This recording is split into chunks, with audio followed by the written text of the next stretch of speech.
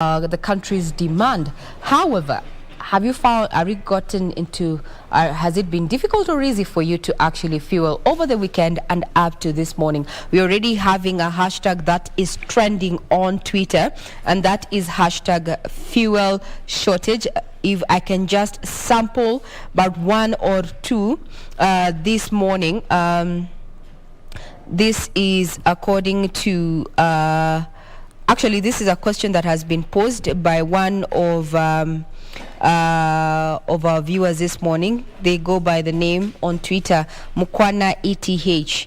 I need an explanation why there is fuel shortage in Kenya.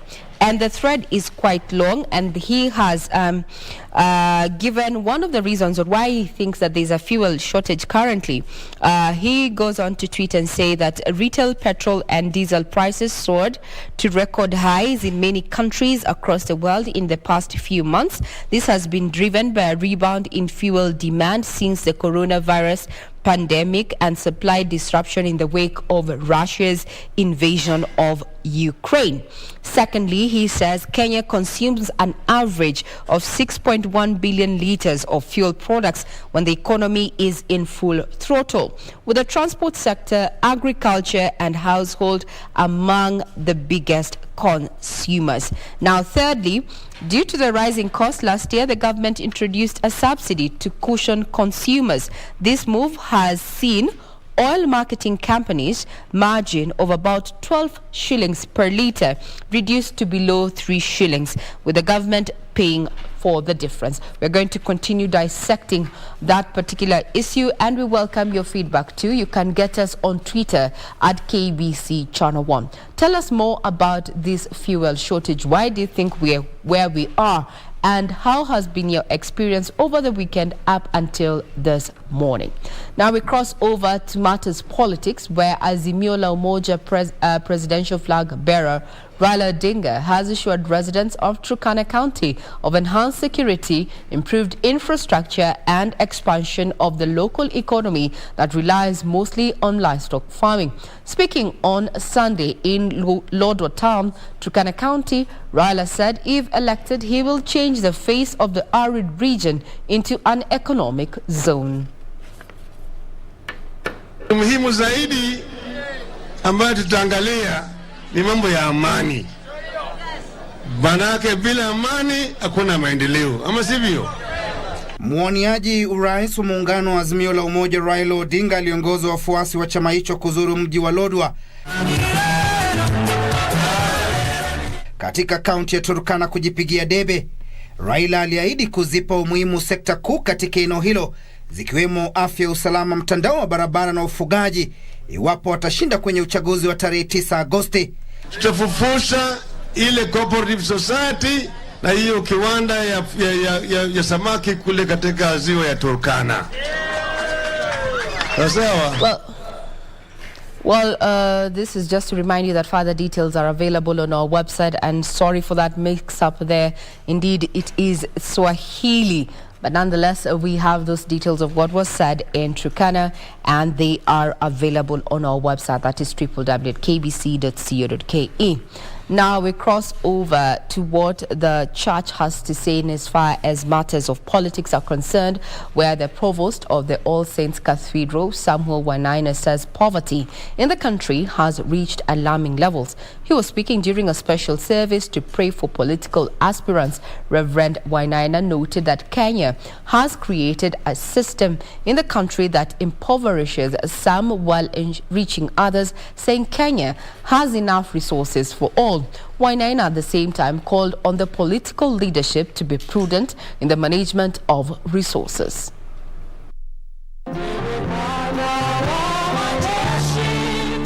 On Sunday at the All Saints Cathedral in Nairobi County, give our leaders and the candidates the wisdom to a special service was held to pray for political aspirants for the various political seats in the August elections. It is here that the All Saints Cathedral provost called on the church not to shy away from its role of identifying, supporting and eventually holding political leaders accountable to their actions. You identify someone, you encourage them, you support them, even if it's financially or otherwise. And once they become, we do what? We now hold them accountable. If you don't want to listen to a political aspirant, walk out, go. You're not forced to listen to anyone, but don't throw stones. Echoing the words of NARC Kenya leader Martha Karua, Wainaina urged Christians to lead by example and identify leaders that are visionary at all levels of government to ensure smooth running of the country from the counties to the national level. If you have a great president and you have a shoddy MCAs or members of parliament, or you will have a good president up there. But let me tell you, the services now that are devolved, people will continue to be poor. Wainaina further noted there is a widening gap between the rich and the poor, saying the level of desperation among Kenyans is worrying, saying this does not glorify God. We have created a system in this country that impoverishes some and enriches others. It is evil. This country has enough for each one of us to enjoy. Former President Mo used to say, siasa mbaya, maisha mbaya. Go forth and use your numerical power to elect people who fear God and who have integrity. Among aspirants present included presidential hopeful Reuben Kigame and Mwaura Wahiga.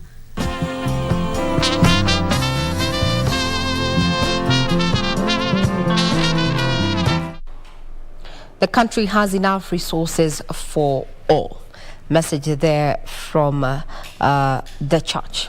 Now, still keeping up with matters politics is that a section of civil society groups in Kenya has commended the Supreme Court over their ruling in the Building Bridges initiative, saying it affirmed the judicial independence. Ruth Wamboi with the details in the political news roundup.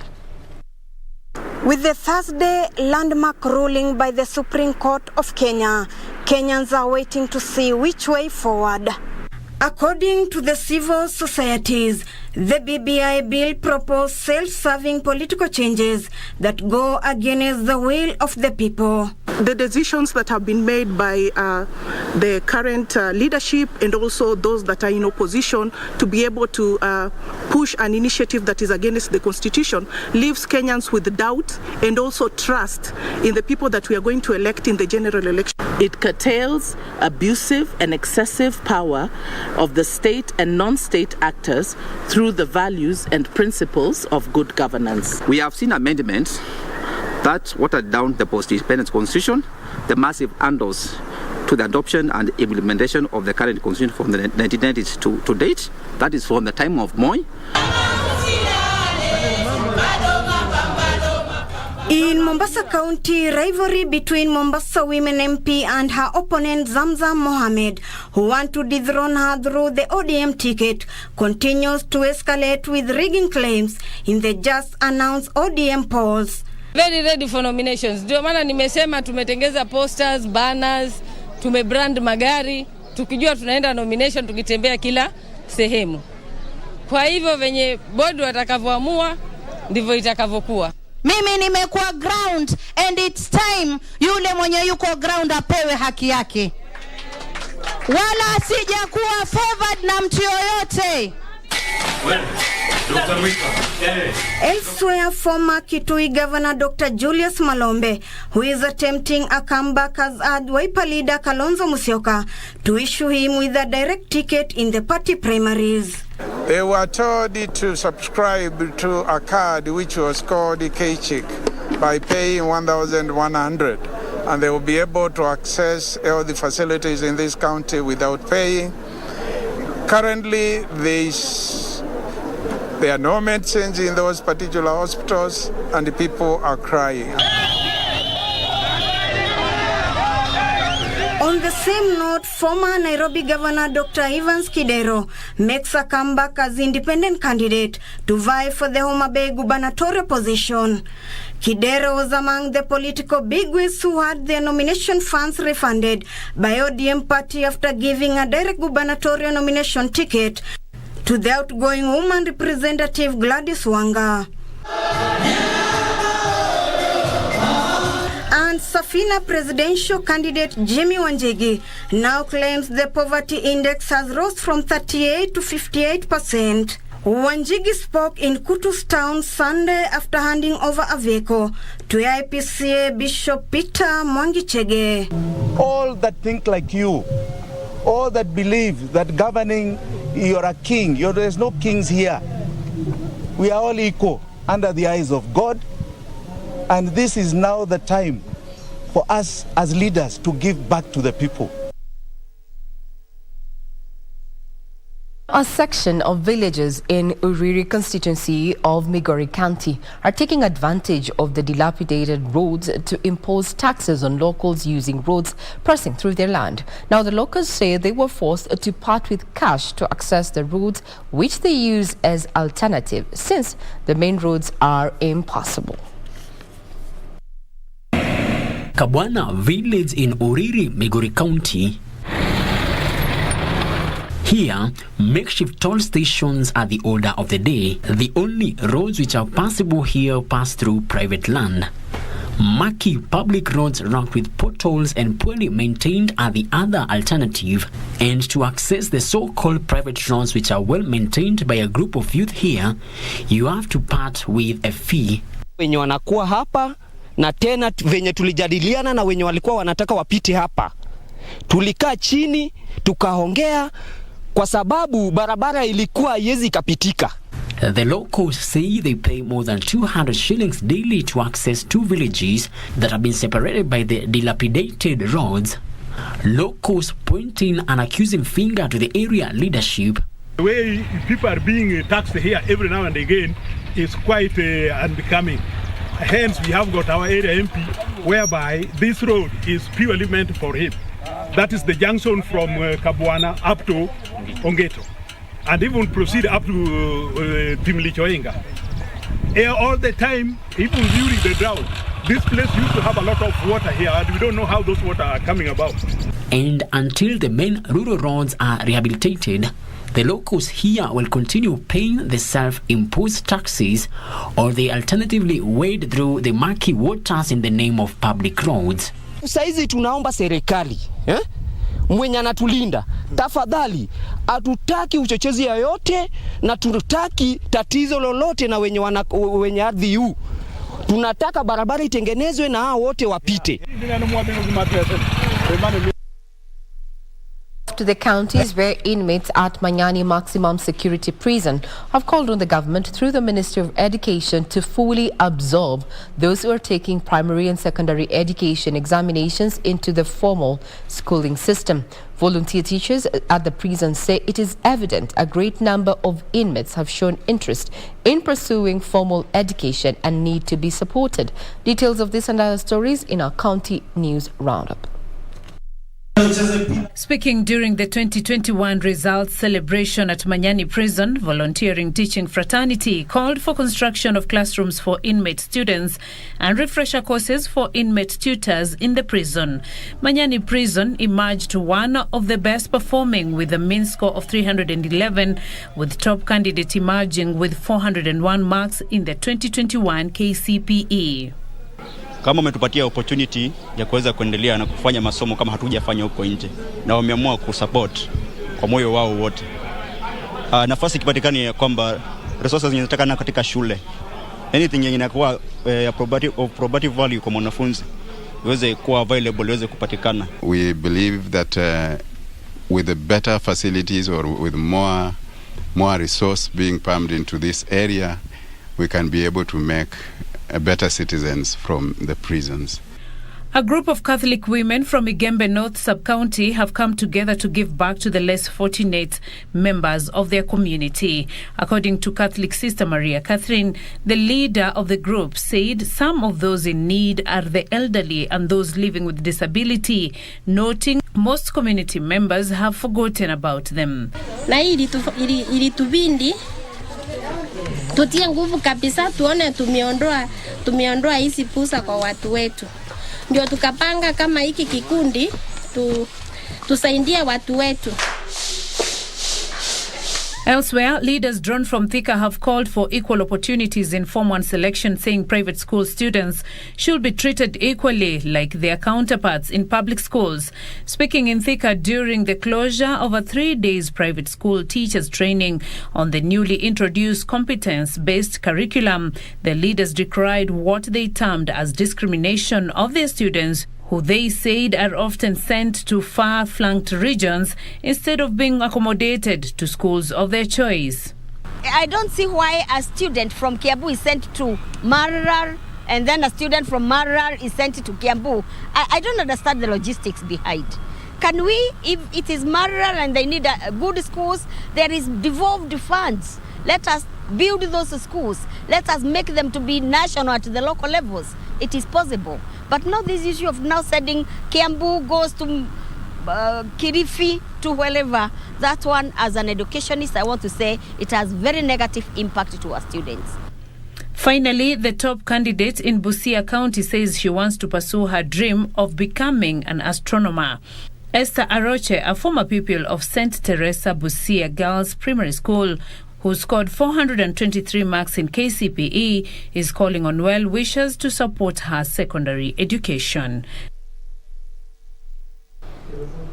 Now we cross over to the sporting arena, where Kenya's Judith Jeptum broke Paris Marathon record yesterday after clocking 2 hours, 19 minutes and 48 seconds to win this year's race in France. Now the 2021 Abu Dhabi Marathon winner slashed the previous course record of 2 hours, 20 minutes and 55 seconds set by Purity Ronripo of Kenya in 2017.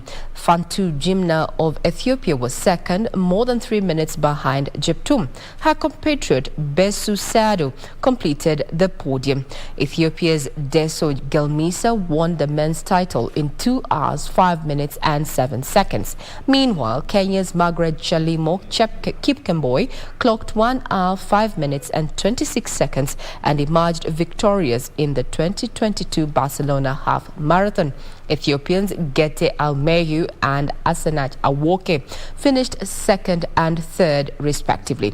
Kenya's Elvis Chiboi finished third in the men's race behind Haftu Teklu and Chala Regasa, both from Ethiopia.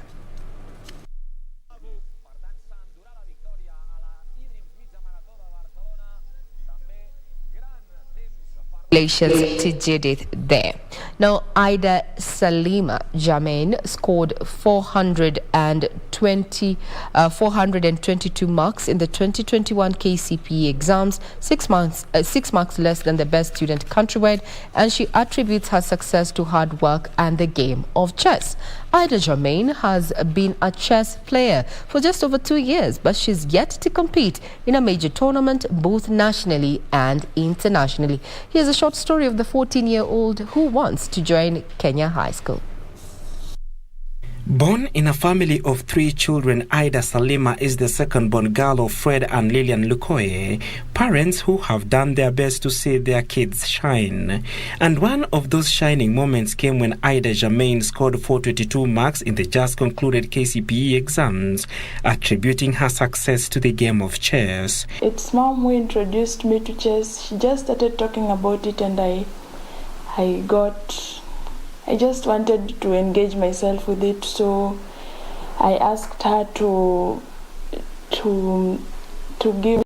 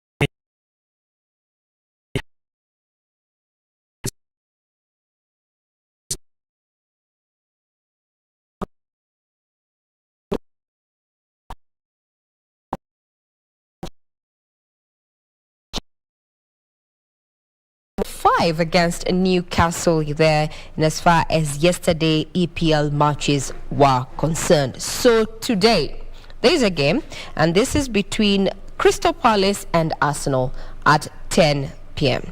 Now, Victor, this is a game you need to watch out for. And then tomorrow we are going to be here sampling the results. All the best, yeah? Arsenal fans, yes. Okay, now let's talk about the Matters Champions League, where we have tomorrow's matches. The quarterfinal will be between Benfica and Liverpool at 10 p.m. and Manchester City will be taking on Atletico Madrid at the same time, that is 10 p.m. Also, Wednesday, the EPL, we're going to be having Burnley taking on Everton. Remember, further updates of matches that were played over the weekend and what we're expecting to see today and Wednesday are available on our website, that is www.kbc.co.ke. But that brings a cap to Matters News this morning. I'm Regina Manyara, and I leave you in the capable hands of Victor Olo as we look deeper into what has been happening over the weekend in as far as matters politics are concerned. In the course of this broadcast, we'll continue sampling your views in regard to the fuel shortage that is being experienced across the counties. So share your experience, and the hashtag is #fuel_shortage. Our Twitter handle is @KBC Channel 1. I'm Regina Manyara. Have a pleasant day ahead.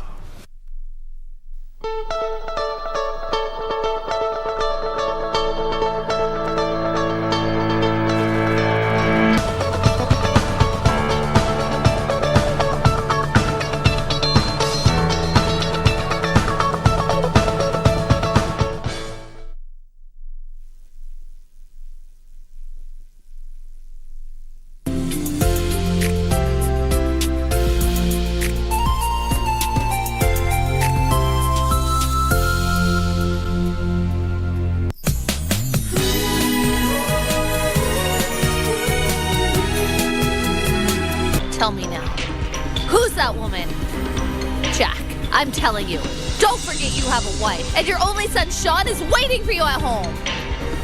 Jack has taken the bait too. Everything is going the way we want. Come to revenge. She's the one that's been having an affair with Jack. That's extremely shameful of her.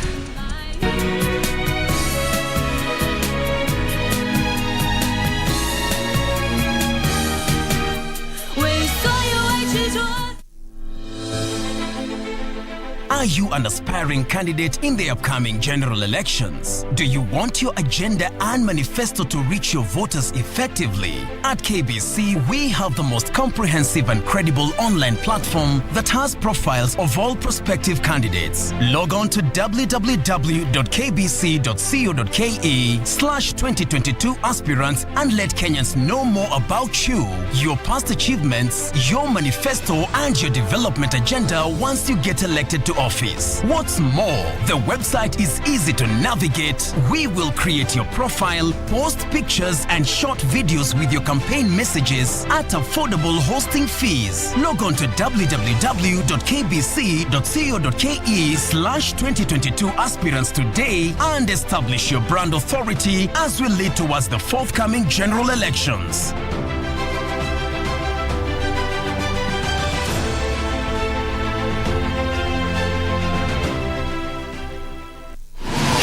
Log on to the KBC website at www.kbc.co.ke to get the latest breaking news, entertainment, sports, politics, lifestyle or business trends from Kenya and around the world. Never miss new episodes from your favorite TV shows, reruns and movies. Just stream online or watch live on your YouTube channel at KBC Channel 1 TV shows. For the day's biggest stories, trustworthy news and family entertainment, log on to KBC Channel 1. Watch what you want anytime, anywhere.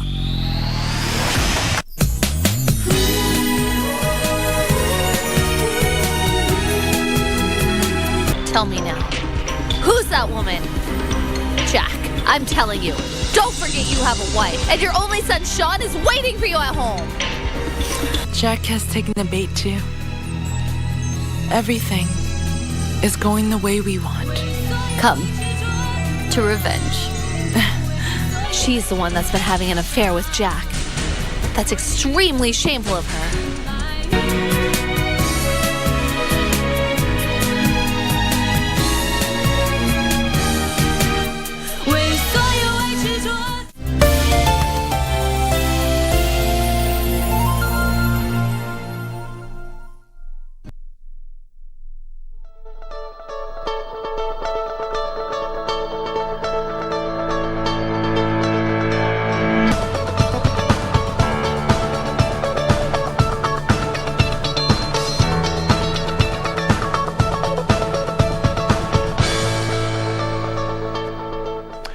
Fantastic.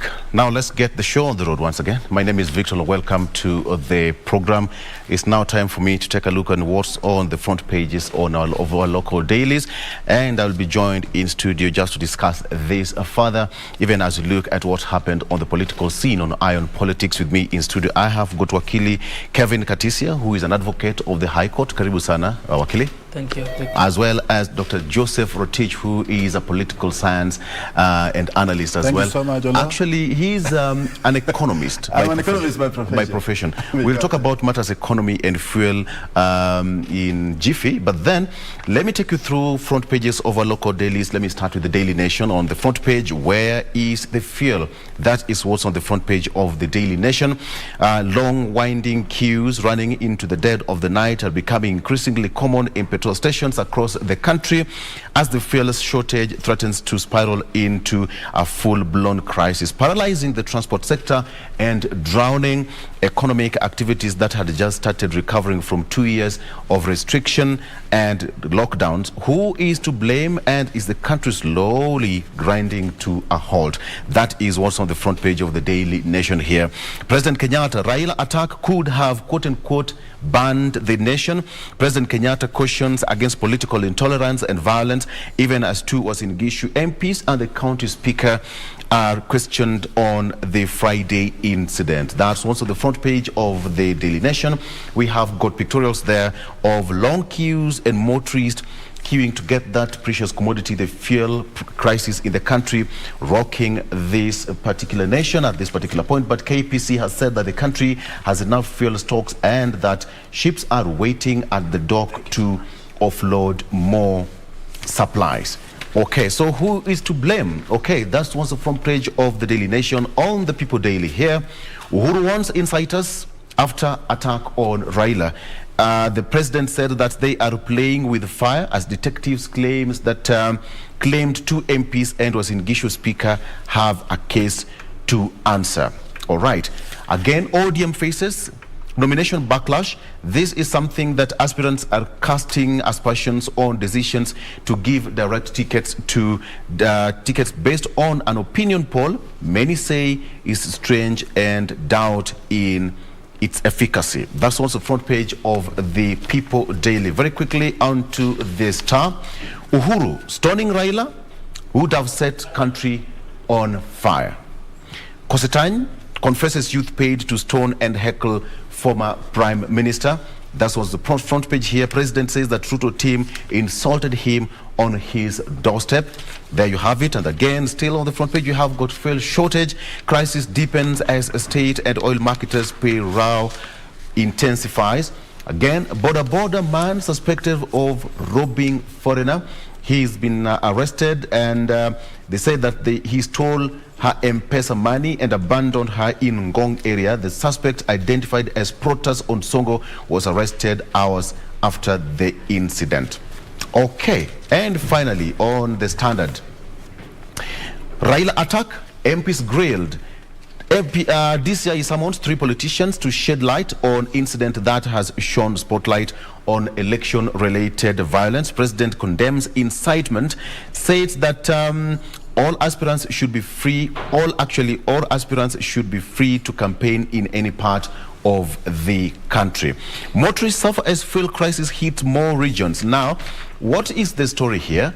It says that the marketers, that's the oil marketers, are saying that they have not been paid about 32 billion shillings, a figure that the Ministry of Petroleum and Mining disputes, saying that it is only 13 billion shillings that is outstanding. This is not the first time that the marketers have protested the delays. So that is the reason why we are having that problem of fuel across the country.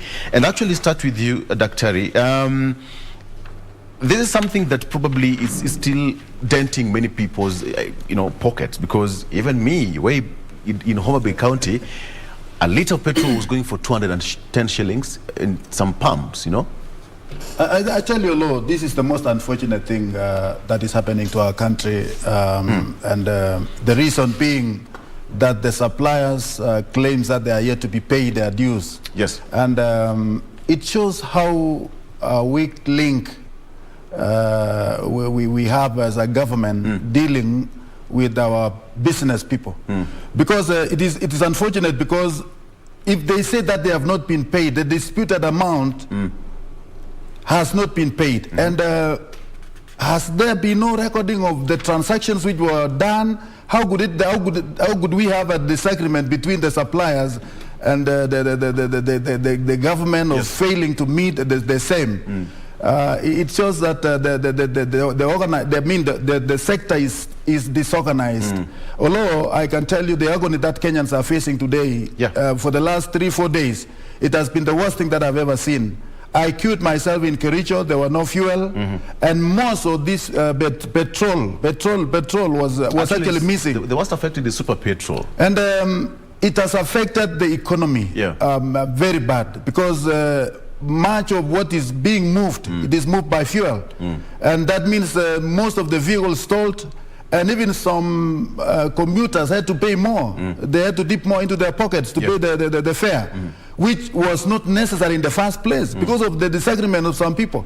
And these are things, the law, that are supposed to be solved before the innocent people are punished by those who knows what they are doing. Because even Kenyans today are asking, where is the fuel? And that is the question that majority of Kenyans are asking. Yes. Yet the government knows where the problem is. The suppliers know. KBC says that there's enough fuel in the country, and chances are that by Wednesday the issue will be resolved. But Wakili, when you look at the whole scenario, this is unnecessary, right? Yes. I agree with you, because there needs to be laws which govern the relationship between the government and these oil marketers. The question we should ask ourselves is there any law to do the same? We should have what you can call Petroleum Development Levy Fund Act, which should be passed to regulate how the players in the oil sector and the government and also the consumers relate with each other. Because as the Dr. has said, the government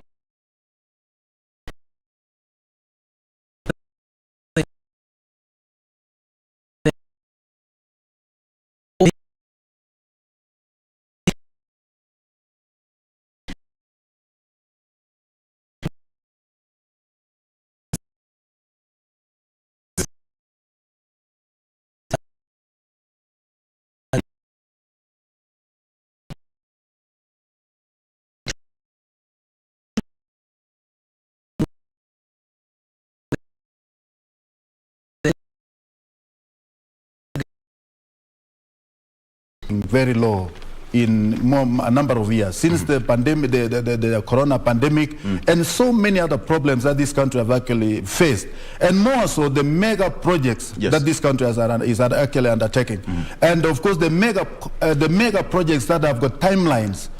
And these are some of the causes, because you could not really have some money which of course may be demanded in a month or two when there's a problem that is pressing now. And that is actually the nature of a developing country. A country that is developing must always budget its resources, even at the last hour.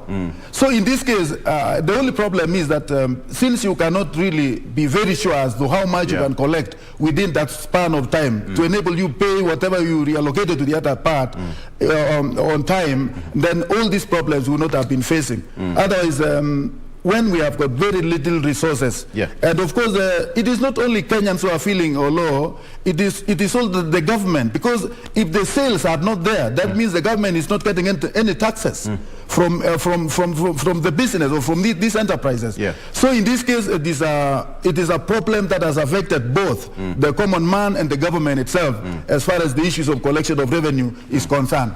Doctor, I'm told that you have a full tank of petrol. Do you need security with you? Security, I don't need security. Because I'm a very poor man. Because you have a full tank. Like, I don't long to see myself in future, being secured, because I've always had a feeling and the confidence that I'm a very clean man that does not need any security. It's Wakili who have, maybe a full tank. So you need some armed security around you. Maybe the land grabbers and the looters. Okay.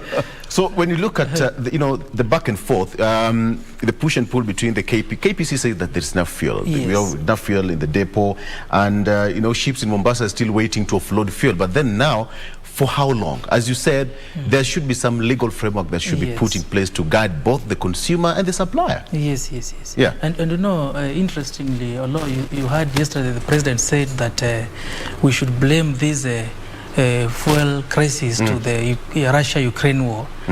And I believe since already the KPC is saying that we have enough fuel. Yes. How does Russia-Ukraine war come in the issue of payment of subsidies to oil marketers? Yeah, we must be genuine and honest to Kenyans. And the way Dr. said, I think there is a crisis in the government. Yeah, I saw the MPs, of course, will summon the NGCS, Monica Juma, and ask her questions. The PS for petroleum, Bwana Andrew Kamau, has promised to meet all the oil marketers and discuss these issues. Yeah, the question is, before we found ourselves in this crisis, what were the leaders doing? Today, I've been told that there is a looming strike by the Matatu sector. How will Kenyans go to work? Yeah. So I think it is a question of prioritizing government projects. Because as we speak, I'm sure there are other government projects which are ongoing. Yes. But what are our priorities? I think that's the question we should ask ourselves. And of course, because it is the political season, you have heard politicians politicizing this issue when innocent Kenyans are suffering. So I think politics aside, the government should deliver on its mandate and ensure that innocent Kenyans do not suffer consequences of what I may call poor policy implementation. Exactly. Yes. Economically speaking, Dr. the common person is going to have that pain at the pump and again that dent in the pocket. But will it come down? It's retailing at 180 shillings in some parts of the country. Some places don't have fuel.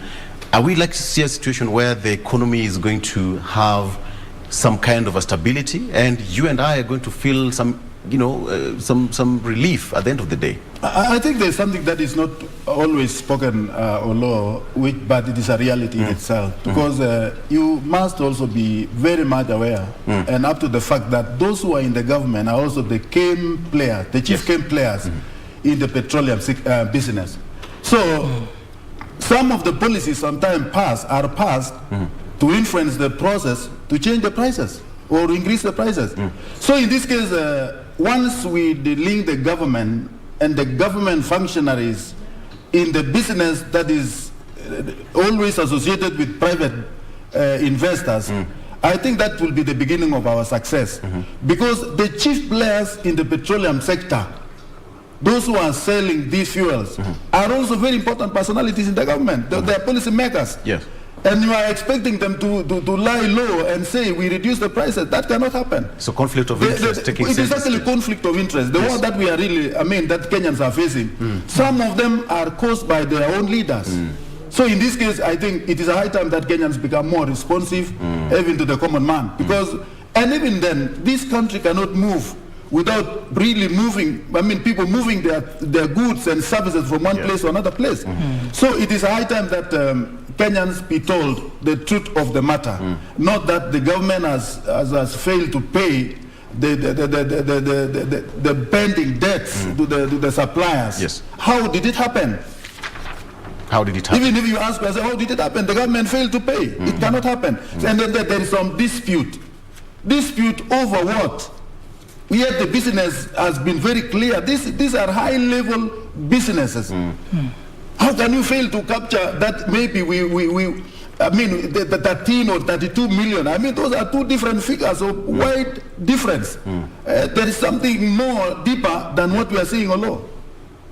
So, I mean, Kenyans must be told the truth, because imampi ya mafuta ni real, and it is a problem to Kenyans. Imampi ya mafuta ni real, and it's a problem to Kenyans. Okay, let's talk about some education matters, and now we are told that KCSE marking starts today, according to CS George Magoha, and it will end in 2 weeks' time, and thereafter parents and students will have to know their fate, and the exercise will take place in 35 centers and will be completed in 2 weeks' time. Now, according to the Kenya National Examination Council, 831,015 candidates registered for the 2021 KCSE examination in 10,413 centers. That is according to the education CS there. Okay, now let's take a break. When we come back, now we are going into the real flesh of the discussion here. We are going to talk about matters, politics, whatever happened over the weekend, and what we should expect in the coming week and even weeks ahead. Let's take a break. We'll be right back.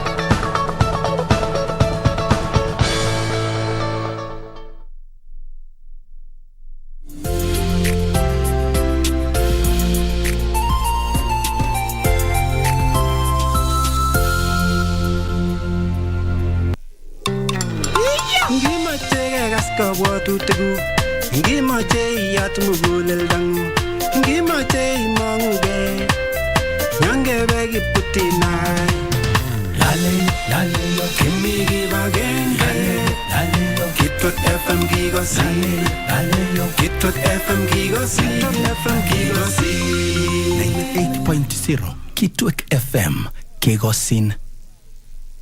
Mwongo mmoja umekamilika. Twarejea kwa udi na uvumba,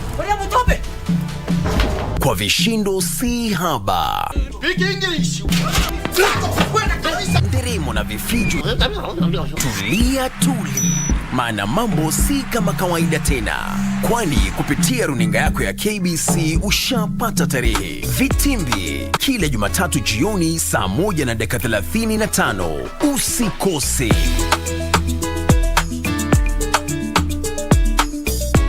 Mundos divididos por una sombra de traición.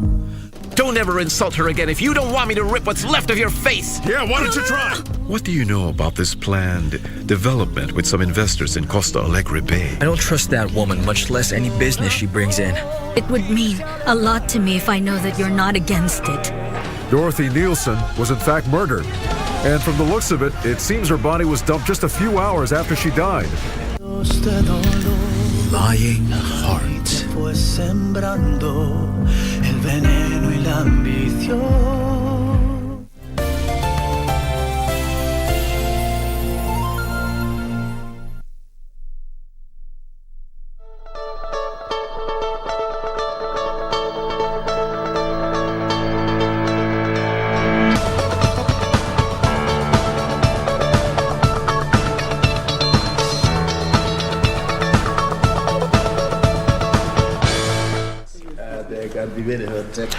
All right, welcome back. Now we have got a full pack house, and Dr. has just joined us. Dr. Richard Bosira has just joined us in the studio here. Dr. your seat has sunk again. Yeah. Okay. Yes. I'll sort that out briefly. Okay, so let's get into the discussion here and take a look at what happened over the weekend. Starting with you, Dr. Rotich, whatever happened on the front page of the Standard, Director, if perhaps we can have that story of the president talking about where the attack on Raila Odinga, if you have that story ready. Dr. Director? Yes, we want to listen to that story where the president was talking about violence and why it should not happen. All right. So the president basically said that attack on Raila Odinga would have set the country on fire. Let me start with you, Dr. Rotich. What do you make of that, what have happened last week? I think, before I come to that, let me say the attack on his Right Honorable Raila Odinga in Eldoret was the most unfortunate thing. It was a barbaric way of expressing oneself as far as politics is concerned. And that actually deserved the condemnation of all the leadership in this country. And it should not happen again. Right. It should not happen again. But just that away, Bwana Olo, you know very well that this thing has been there for some time now. When you saw what happened or what transpired over the weekend during the burial of Gibor, is not something that we have not witnessed before. Yes. You remember Chimi Wanjiki was stoned in Migori. You remember His Excellency the Deputy President was stoned in Kondele, and then somewhere in Kiambu some time back. And not the two of those received the kind of condemnation that Kenyans have said about what really transpired to the helicopter of the Right Honorable Raila Odinga. I don't know at what level do we Kenyans wake up all of a sudden and realize that whatever we have been seeing, whatever we have been observing in other places, now is real that we must condemn. Because I can remember when the same thing was made on the Deputy President. There were some leaders who were asking, you people from these regions, can you speak out something against the whole idea? Nobody ever spoke about the whole thing. And now that when we come in a full blast, that this thing was very bad as it transpired in Eldoret.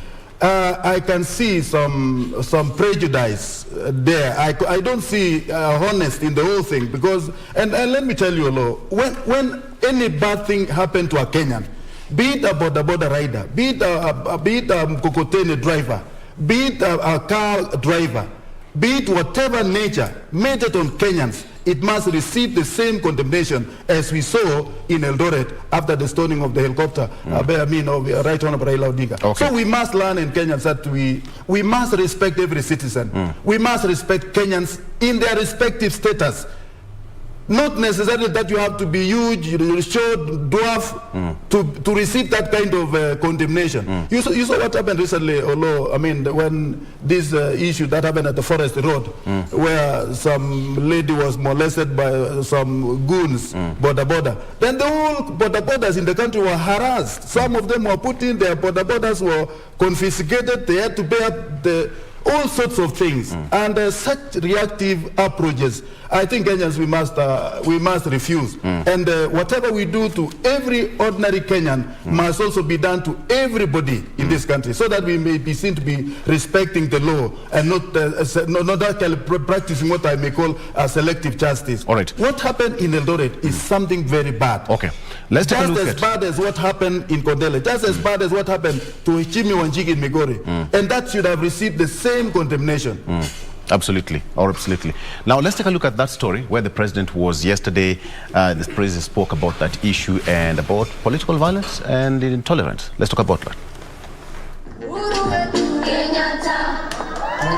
Pipeline, Embakasi South in Nairobi. President Kenyatta was the chief guest at the Africa Inland Church Pipeline. With political temperatures hitting fever pitch over the recent display of intolerance, President Kenyatta, who addressed a roadside rally after the service, called for tolerance among political actors and their supporters ahead of the August elections. Usifanye siasa ya kugombanisha watu. Mimi nawauliza jameni.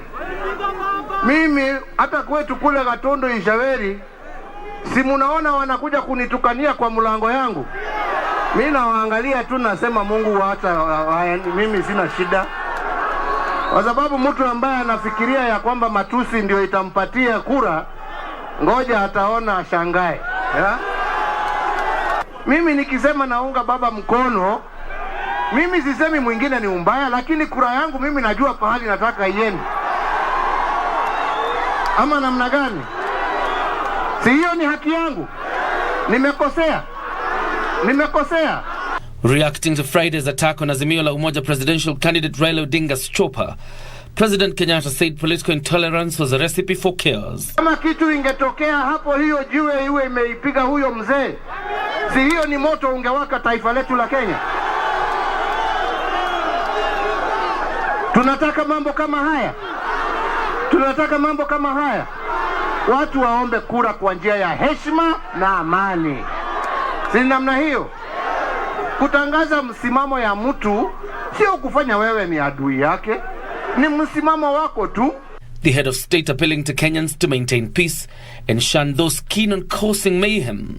Sasa jameni, jiulize, ukiwa wewe umechukua mawe ama umechukua panga kukatakata mwenzako, badala ya kugojea miaka 5 uweze urudie, wewe ni mtu ambaye amepotea. Umepotea. The president also sought to explain the current hardships that include the fuel shortage and the increased cost of living, blaming it on the current war between Russia and Ukraine. Fertilizer imepanda, bei ya mafuta imepanda, na pia kumekuwa hata shortage ya mafuta. Na waomba tuwaombee hawa wenzetu wawache hizo vita, kwa sababu wakuumia ni sisi. Wakuumia ni sisi, wananchi wa Afrika, Asia na kule kwingine ambao wanategemea hayo mafuta na mambo mengine kwa maendeleo yetu.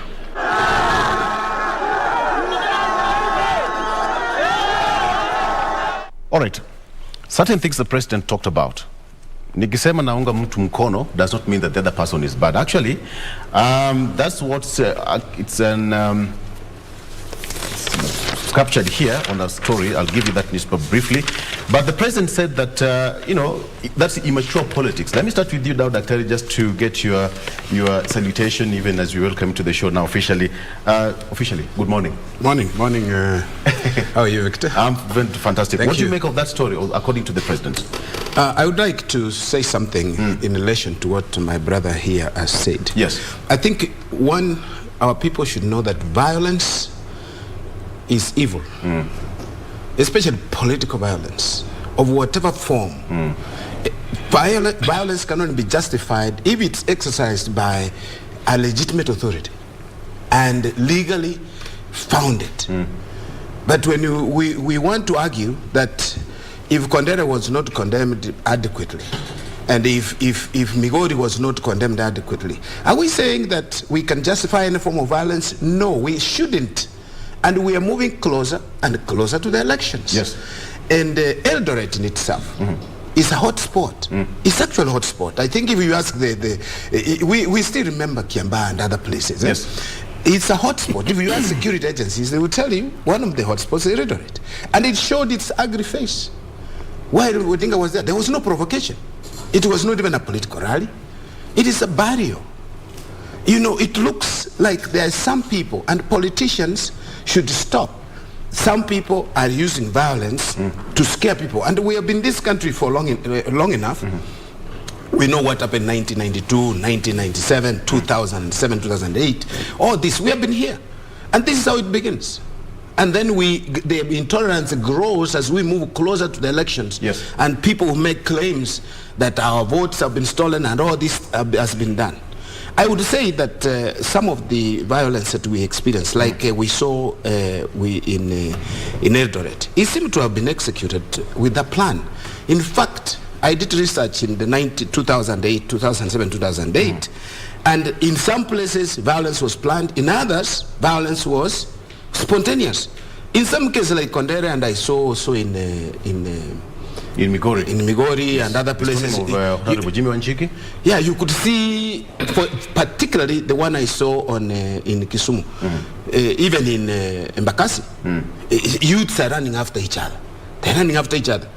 The others are frustrated, kind of. Yes. I don't want to justify any, for whatever reason that they were doing that violence. It's wrong. And politicians must shun violence, whoever instigated that violence. Recently, my brother has talked about the border borders. Border borders meted violence on that lady. Honestly, they have meted violence on us. I will tell you, they made violence on me in Bomet, if people are listening. A border hits me from the behind.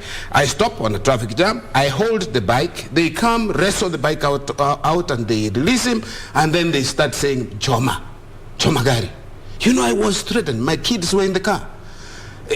You cannot justify any form of violence. And when someone stands and says, border should go to the police station and pick their bikes, you want them to be shot? You know, I looked at her and said, this is not the time we should encourage anybody to retaliate or anybody to use violence to achieve any political ends or whatever ends you want to achieve. Yes. So I would say the president came out to just to condemn. I think it's the right time that every leader in this country, what that name, should condemn any form of violence, particularly related to politics. Because I don't think it is not steal anybody's thing, then we say it's more violence against a thief or whatever. Even that one is not justifiable. There is a law. So we shouldn't. And when he condemns it, it should be condemned by everyone else. I saw William Ruto coming up and condemning it. Many people have condemned this kind of violence across the board. That is the way to go. And the state must take its place and stop this kind of violence that we are seeing in But you see now, Dr. we'll be speaking on end, but legally speaking, we've never seen any serious action, any visible action taken against any of the perpetrators. You know, Honorable Kositany will record a statement, Honorable Sudi will record a statement, and the Speaker and a few guys will be arrested here and there, but we don't see tangible action taken against them, actually to deter, the same way which was taken against the the guys along Forest Road.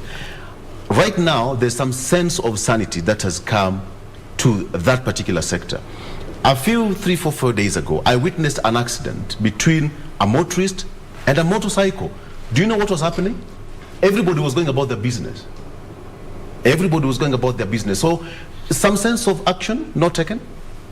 I agree with you, Victor, and I agree with my seniors, whom I am very privileged to share the same platform with them, that we cannot tolerate violence, whether political or whichever kind of violence.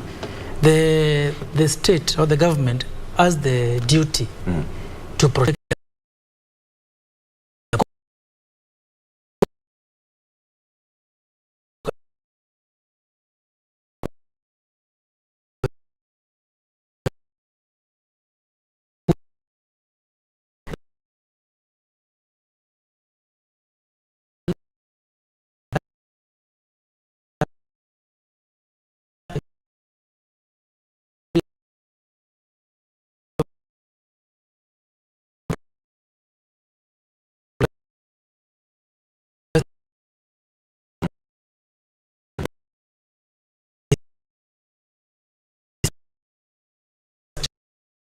North, Don Bosco Gichana, and other scenarios whereby you have seen the government, the security system has not been able to properly and sufficiently manage those political situations.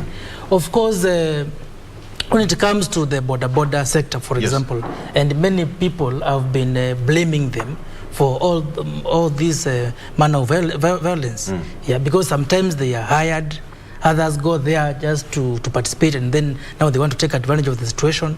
I think it is high time that the government, and especially now the National Police Service, ups their game and protects the citizens. Because you see, the way we have said, even if after summoning Caleb Kositany, Oscar Sudi, and the Speaker, and they gather all the evidence, chances are there will not be enough evidence to prosecute those particular individuals. You saw what happened in was it in Kericho when Mithika Linturi was in Eldoret, he was taken to court. Eventually we are not saying that he must have been convicted, but there was no enough evidence. Even the border issue which happened here in Forest Road, yeah, the guy was taken after a lot of work of looking for him. He was taken to court. Then he was released because there was no enough evidence. I think it is the duty of the National Police Service, yeah, to undertake a sufficient investigation. Because even if you take somebody to court, the court will rely on the evidence which has been brought by the prosecution. So I think the government, and especially, and I liked what the CS for Interior said the other day, that them as civil servants, they have to leave politics and do their work as civil servants, because it is that particular ministry which has the whole duty of protecting Kenyans in this period. And I also saw what the PS said, Karanja Kibicho, that the issues of hate speech, they may have to suspend them for now. Then I was shocked, how can you suspend such issues? Yeah. Because those hate speech remarks are the ones which provoke people to go into these violences. And I agree with Dr. Bosiri on the issue of sometimes we have planned violence and others are spontaneous. Yes. And Dr. We should be very much afraid, because when it starts like this, it spirals into a behavior now. Because it happened in location X, it happened in location Y, now it's going to happen in location Z. All of a sudden, it's happening in the whole country. Let me tell you, Lo, whatever happened in Eldoret, and whatever has happened everywhere in this country, violence is violent. And whoever instigated the violence, I think we should term them rightfully as goons in those areas. You see, I saw a lot of talks when it was after the stoning of the Right Honorable Raila Odinga's helicopter. Now the whole insinuation, it was as if the Kalenjins were fighting Raila. That was not the true position. No, I don't think so. No. What I'm telling you is what the reflection on the ground. Let me take you to a small issue. I had a mechanic who happens to be a Luo, a close friend of mine. When I met with him yesterday, he said, Rote, you are very lucky. I never met you the other day when Raila's helicopter was stoned. I would have stoned you. These are small men whom we are talking while we are choking. But I want to tell you, that is how these people are taking this thing on the ground, literally. So they are not digesting the way you are digesting like me. Yeah. We can discuss all these things and leave it as a discussion. But Kenyans at the lower ebb may just make the whole mountain out of a small hill. So, and that is the reason why whenever we are talking about such kind of acts of violence, we must treat them as individual, as to the limit of those people who caused the violence. And that is why whenever, like now, those who stoned the helicopter, they must be taken to the full force of the law. Absolutely. And those culprits must be, they should be known in Kenya that these are the people who did. And bringing on board people like Kosita. Of course, I don't want to preempt the investigation that is going on. Talk of Kosita, talk of Honorable Sudi, talk of the Honorable Speaker. In my own imagination, although I don't think that people of such caliber could have thought of hyping a plan to stone an aeroplane or rather an helicopter. It is not there. And as Kalenjins, I'm a Kalenjin, let me just inform you today. But we respect the dead to the maximum. I'm telling you, no, let me just whisper to you. I want to take you back to where I come from. Yes. We respect the dead, and we respect the visitors who come to mourn with us. Doing such a thing has never been anywhere in the Kalenjin land. And that whatever happened on that day, I wish the investigation will come out in real terms. And there is something that you said about why we have not been pinning down the culprits. You see, when the investigation is skewed and is done politically, when you take these guys to the court, whatever the courts are demanding are evidence of what really transpired. And if it was a politically instigated kind of mind, the investigation that was done under some guidance of political difference, you will not get the answer. When you go to the court, that thing will have to be quashed out. Then who should take the blame? If you don't take the answer, we don't get the answer. That should be the real issue. No, what I'm saying, investigation should be scientific as much as possible. Let you unearth the culprits by following the real scientific way of investigating a matter. That will serve as evidence in the court of law. But when you are doing investigation while having political difference in your mind, you will never get anywhere.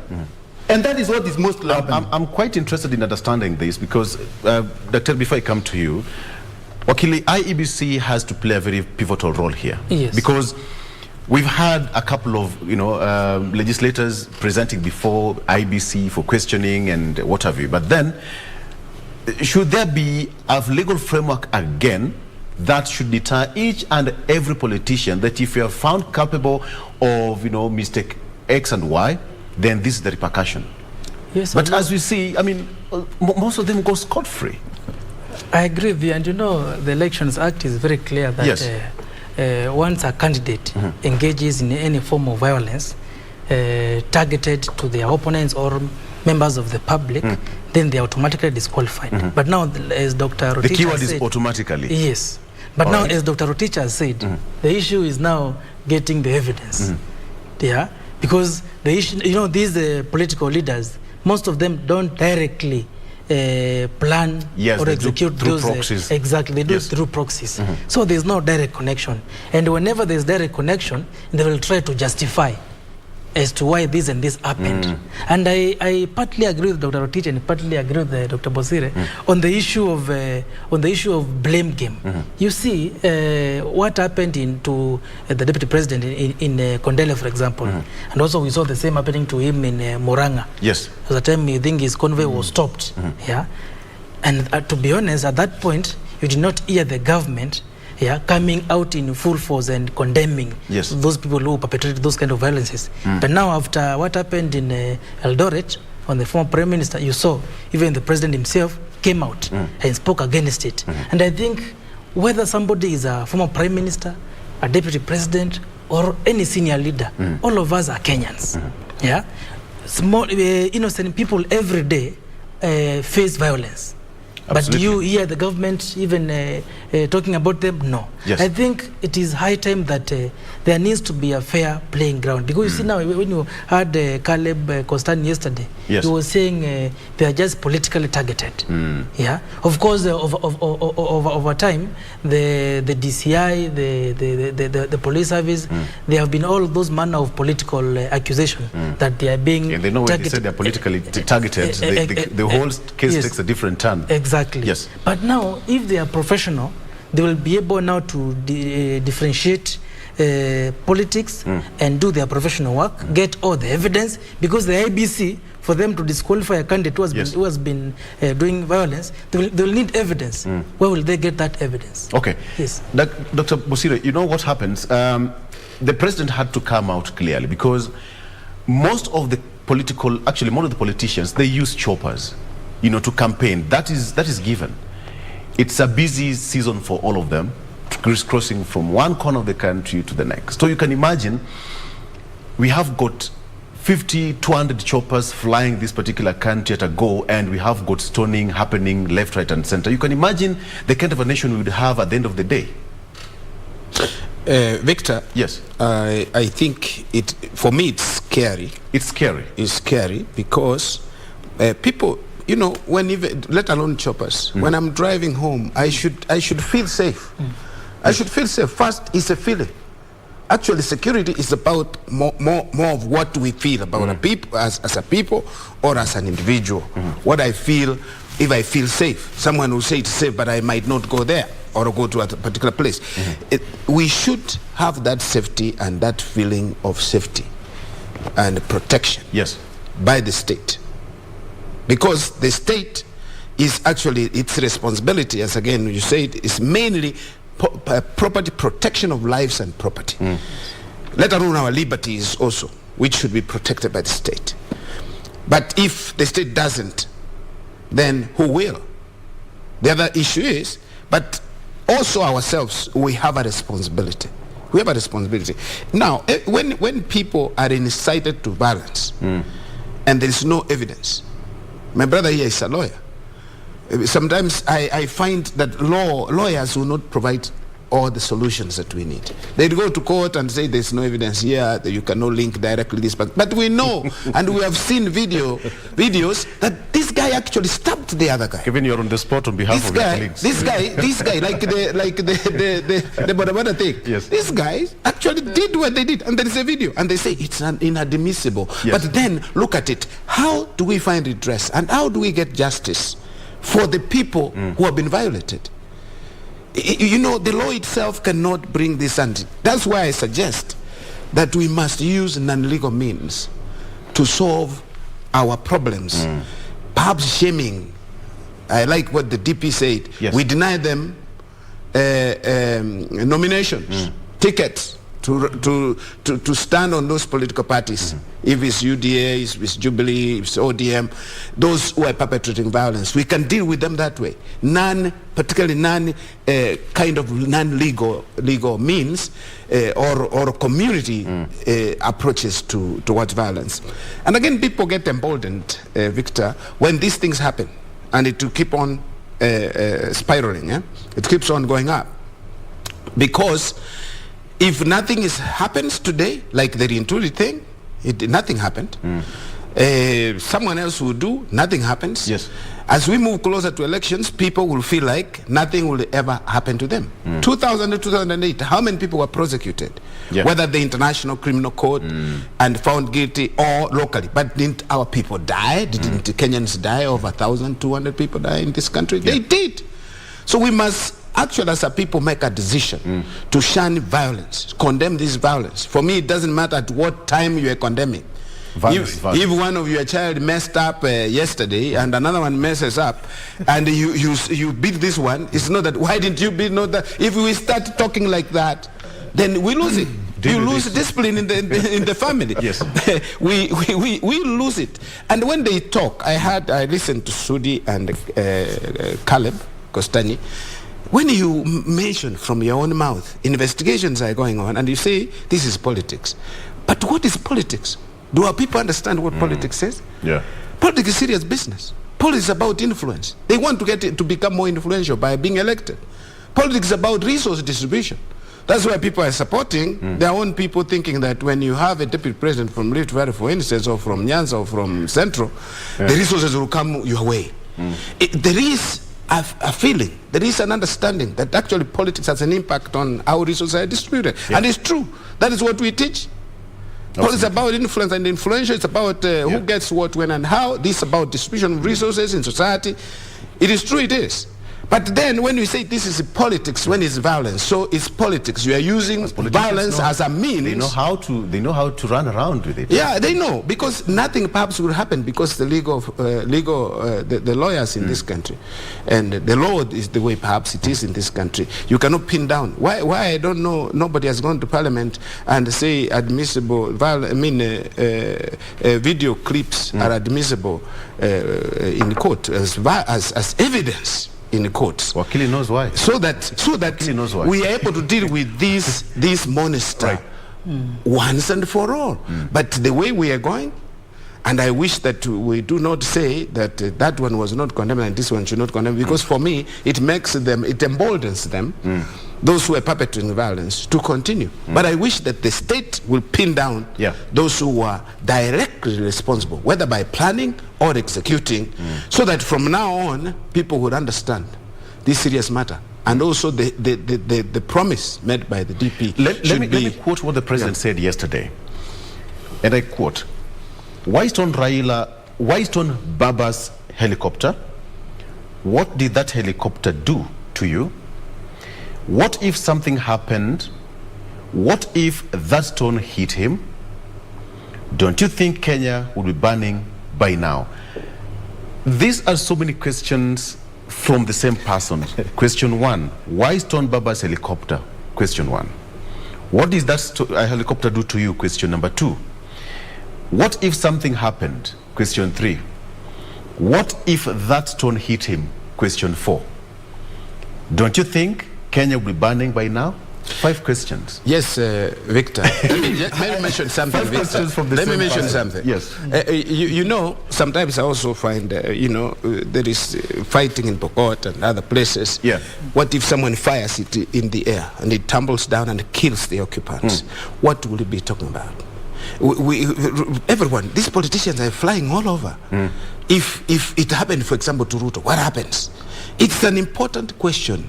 We should stop. For me, yes, it's like, stop this violence, otherwise plunge the country into chaos. 5 questions coming from the president. First of all, he started Baba. Why is it on Baba's helicopter? Wakili, 5 questions from the same. Perhaps it's just paraphrased, but you can imagine the duration. Yes. You know, perhaps it came in within 20-30 seconds, 5 questions, right? Yes, go ahead. And I think we all respect the personal right of the president to have his choice for presidency. And of course, clearly we know that the president's choice for president is Raila. However, the questions he's asking are genuine questions, and they're waiting. Valid questions, and they are waiting. Yeah. Because, for example, why should you wake up and go and stone an helicopter? If it catches fire, everybody there will... Yes. And if, for example, you hit the Honorable Raila with that stone, and something happens to him, we must appreciate that Raila is a senior leader in this country. He has a big following. And if you touch him, you're actually touching so many people. And there can be a very big violence. And I think the same applies to the deputy president and other senior leaders. I think the president was right in condemning what happened in Eldoret. However, of course, for political reasons, people are also questioning why he did not, with the same energy, question what happened to the deputy president. Yeah, but I think we must appreciate that as the head of state, even though he has his preferred presidential candidate, he has the responsibility to protect the rights of all Kenyans. So I think what I can maybe require more from the president is for him to also differentiate his personal interest of campaigning for Raila, and also now the duty of ensuring that there's law and order in the country. Very thin line. There must be. There must be. There's a very thin line. He knows exactly what you're saying. He's very much aware of that fact. And in response to what Dr. Bosire said with regards to employing other means of helping fight this kind of violence, I agree with him, because law is very technical and procedural. People say that's like amoeba. It doesn't have because shape. Now, for you to get enough, if that's somebody who took a stone and threw at the helicopter, do we have evidence connected? As a police officer, you can see someone doing that with your own eyes, but that person will go to court and say, "Where's the evidence? I did not throw that stone." Doctor, you answered. Yes, and I think it's high time. So no violence occurred. Demonstrated. So they will say there will be no violence. So they will say there was no violence, and I agree with Dr. that we need to have. And I agree with when I saw the provost for All Saints, Samuel Nena. And I think it is the duty of every sector in the country, the clergy. Even leave alone the politicians. All people must wake up and now try to condemn these manner of violences. These people who go to rallies and throw stones, they have families. Okay. What if their parents or their friends condemn them for doing that? But you see all this manner of political influence, and the people, of course, know that even if you arrest me, there will be no charges which will succeed against me. They will continue doing that. Okay, you know what, Wakili? Legally, we are supposed to be doing some stuff here, Kimpango. So let me also take a break. And we come back. Doctor, I'll give you a last word on that. Then we talk about the issue of the nominations. It's already started to create some fire across the political divide, and starting this month, we are seeing many political parties now going to the primaries and picking their preferred candidates. Now, let's take a break, and we come back. We have got 2 doctors and a lawyer in studio to help us discuss these matters. We'll be right back.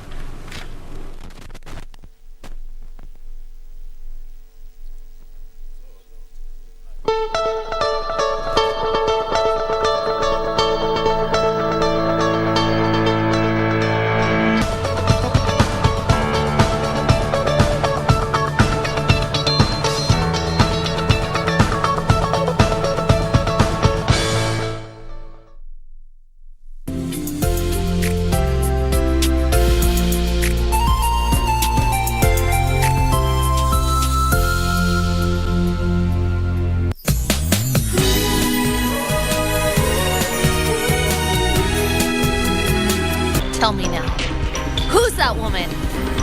Jack, I'm telling you, don't forget you have a wife, and your only son Sean is waiting for you at home. Jack has taken the bait too. Everything is going the way we want. Come to revenge. She's the one that's been having an affair with Jack. That's extremely shameful of her.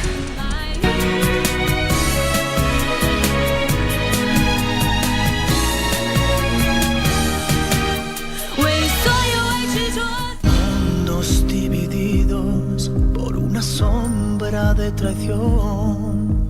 Don't ever insult her again if you don't want me to rip what's left of your face. Yeah, why don't you try? What do you know about this planned development with some investors in Costa Alegre Bay? I don't trust that woman, much less any business she brings in.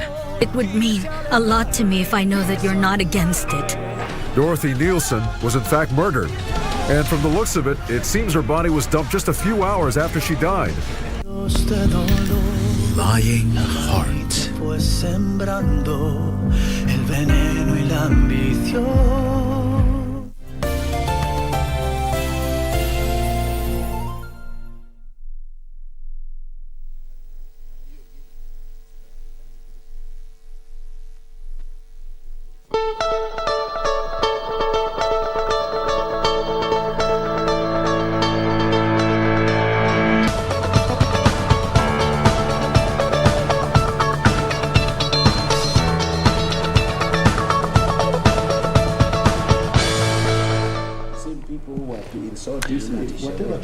And we're back, and we have the battle of doctors. That's the bad thing about having two doctors in studio.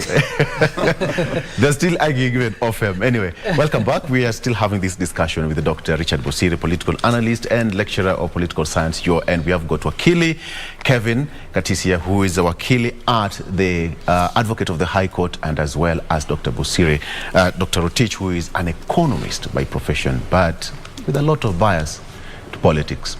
Anyway, politics is politics. All right. Dr. Rotich, your final word on that issue. There is something that I saw, Lord. The last question that was asked about, had the stone hit Right Honorable Raila, what would have happened? That there would be fire. What if something bad happened? What if that stone hit him? I think, the president's remark is actually 100% right. Because having the background of the last election, where after the disputed election of 2017 that led to the handshake, violence was everywhere in this country. More so in Nairobi, nothing was done because of that difference that it was between Right Honorable Raila Odinga and His Excellency the President after the election itself. So I think His Excellency actually talked based on that background, that had you hit the personality, the person of Raila, Right Honorable Raila Odinga, what would have happened? Fire would have sparkled. I think it is very true that something very bad would have happened, because the communities would have retaliated. I mean, those where Raila comes from would have said, now these people are attacking us. They would have taken as a whole community, not as goons or individuals who actually committed a crime. And that is something that we must be very clear on, even in the days to come. When a goons actually cause mayhem to anybody, they must be addressed directly as goons, as thieves, as criminals, not as communities. That is the only way we can be free from this tribal alienation or whatever. Say that whenever you commit a mistake, you always refer to your own tribe as for protection. A criminal is a criminal, and that is that way. Yeah. So the issue that His Excellency actually remarked that it was going to initiate or rather spark a fire in this country or violence, it is actually very true. And we must ask Kenyans that we must tolerate one another. But I was not seeing politics in Eldoret, Bwana Olo, because this was a funeral. It was not a political meeting or rally. It was after the burial, when the Right Honorable Raila Odinga was leaving the stage, is when this thing was actually done. And it should be treated as individuals. And actually, according to the story, of those Right Honorable Raila Odinga actually arrived late, even after the body had been taken to the graveside. So he just joined the family briefly. So when he was coming out, so somebody would ask, how quick was that? No, let me tell you, I was also listening to the document that was there. Mandako himself was the one who escorted Raila in his own car. He's the one who picked him. He's the one who picked him. And he was expressing, saying, how could I have been the one picking Raila from where he was to the where the burial was. And then he plans for whatever he could have planned. That is unthinkable. So, I mean, insinuating because these are the first people who also apologize. By apologizing, they were not apologizing on behalf of themselves. They were apologizing on behalf of the community, that we are not prone to this.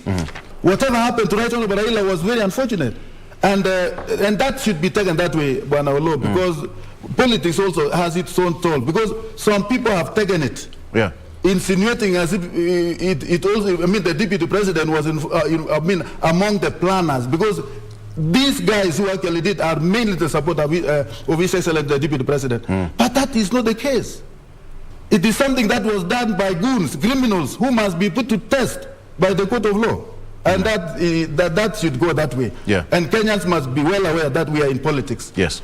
Anybody can say anything, and of course you don't take that one as a gospel truth. Gentlemen, we all agree that we've been here and we saw what happened in 2007, quite fresh in most Kenyans' minds, that it all started like this, and at some point it has to stop. Politicians should be allowed to transverse, because that's why we have got election in the country. We are a democracy, and each and every politician should be given a chance to campaign in whichever part of the country they want to go to. Let them sell the manifesto and ideas and let them go home. If you don't have any business, the simple thing is go and do your business somewhere else. We all agree on that? Yes. Okay, thank you. Now let's talk about the issue of nomination.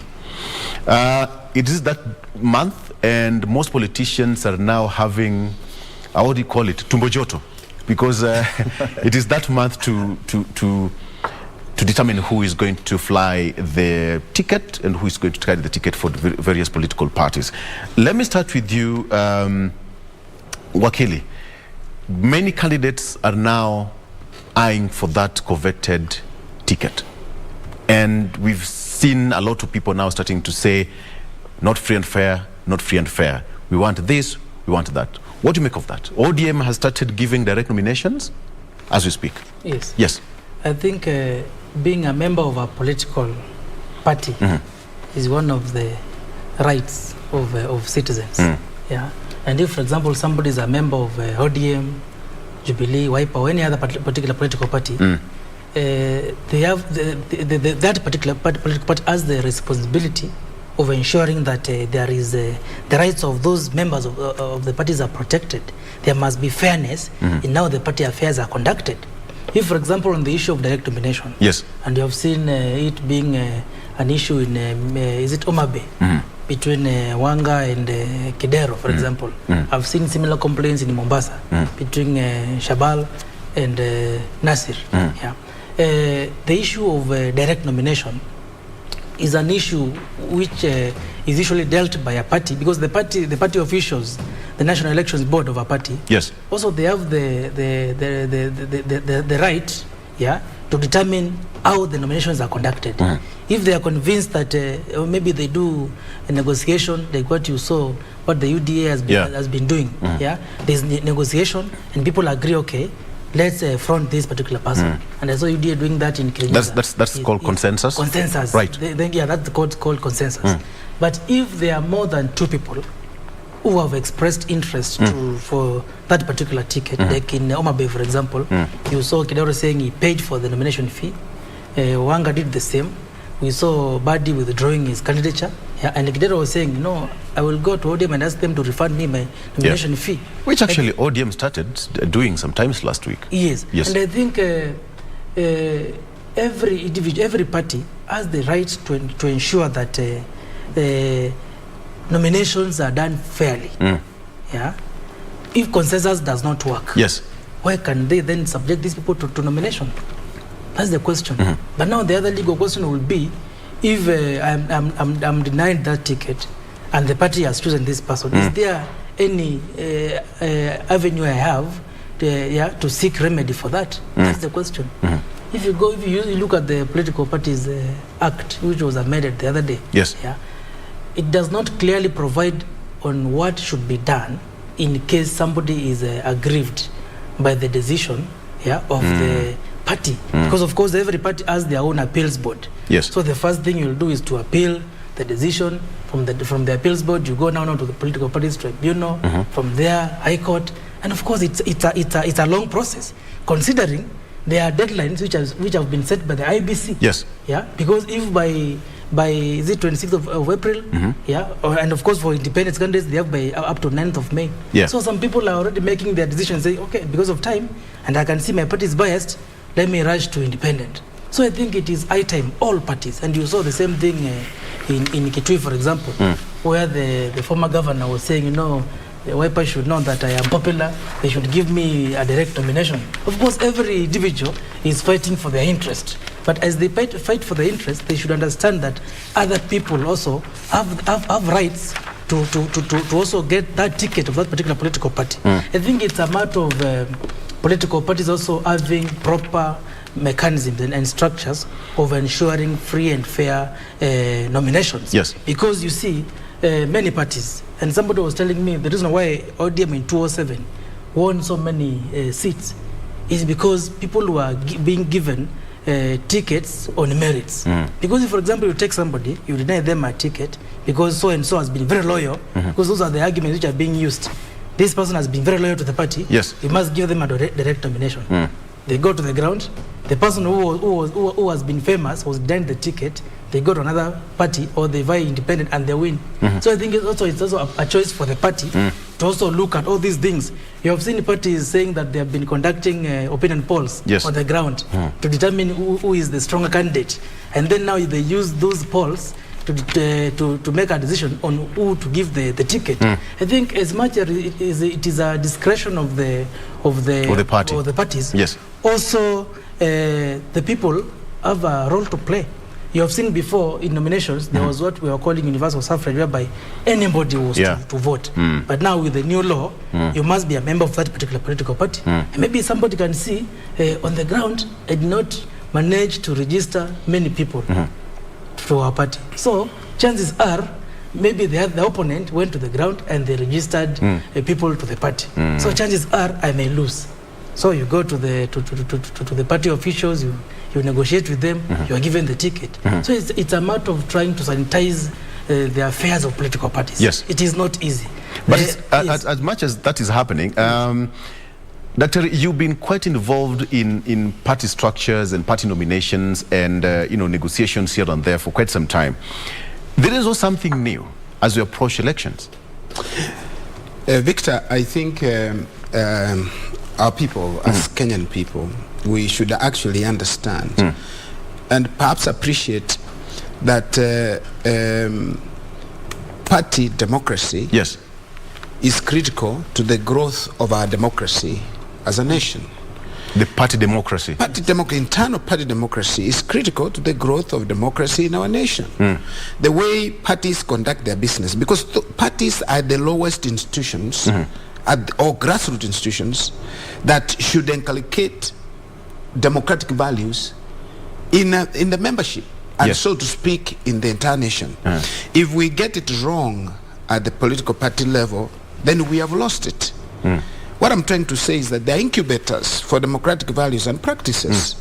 Now, complaints, when there are complaints from people, I think they should be listened to, because sovereignty, again, according to our constitution, is actually embedded in the people themselves. It's the membership. The party is for the members, not for the elite, not for those who manage the parties. And therefore, members should be given a chance. In some places where there is no, as my brother here, Katisia said, where there is one candidate, makes no sense, someone gets a ticket. But when you have 3-4 candidates, and you give it to one on the basis of perhaps loyalty, I think it's wrong. We saw what happened. Which again is not prescribed in party policies. They have put those things. They have put those things in their party rules, nomination rules, and they have been registered. Those rules are registered with the Register of Political Parties, and they passed those laws just recently in Parliament, the amendments. So it is actually legal to do so. But the question is, do those decisions supersede the will of the people? Yet the constitution rests, it's the people. It's the people. This democracy is about the people. It's not about those institutions. And one could wonder. And those are the issues that would be litigated even up to court, at the high court level, by people. With people coming up and saying, okay, yeah, there are these. Why did you choose this and not the other? This disadvantaged me. Why did you pursue it? Because people want, in some cases, like in Homa Bay, they wanted nomination. They want to go to the ground and have their nominations done. You can have a way out. Kidero could have a way out. But what message does it send? That if you are favorite then to the party on the basis of loyalty, perhaps loyalty alone, you are given. Is that democracy? Are we saying that democracy is about loyalty and loyalty alone? Loyalty matters. Party loyalty matters. Victor, party loyalty matters, but it should not be the highest in the rank of reasons why parties should make certain decisions. Yes. Another thing, Victor, is in some parties, political parties, if you are nominated in particular areas, you are as good as having been elected. Exactly. So the stakes are very high. Yeah, and that's why most of these candidates scramble for that coveted ticket. If you get, for example, an ODM ticket in some areas, you might like 90% or 80 to 90%. But is it necessary that way, more so when you go to the ground? Like when you have, people now complain that the issue of Mombasa, for example, Homa Bay County, or Kisii, yes. How does it affect the whole scenario in people's minds? That, okay, we gave Dr. Bosire direct nomination ticket, so it's now our turn to go to the ballot. Yes. How does it affect the common Mwananchi's decision then? It's two ways. Either if people agree, yes, or they could say, after all, okay, if they are a party, this is why I say dominance of a particular party. If most of them are from that particular party, and they will finally say, okay, because he's from our party, let us vote for this person in the final election in August, and the person will pass.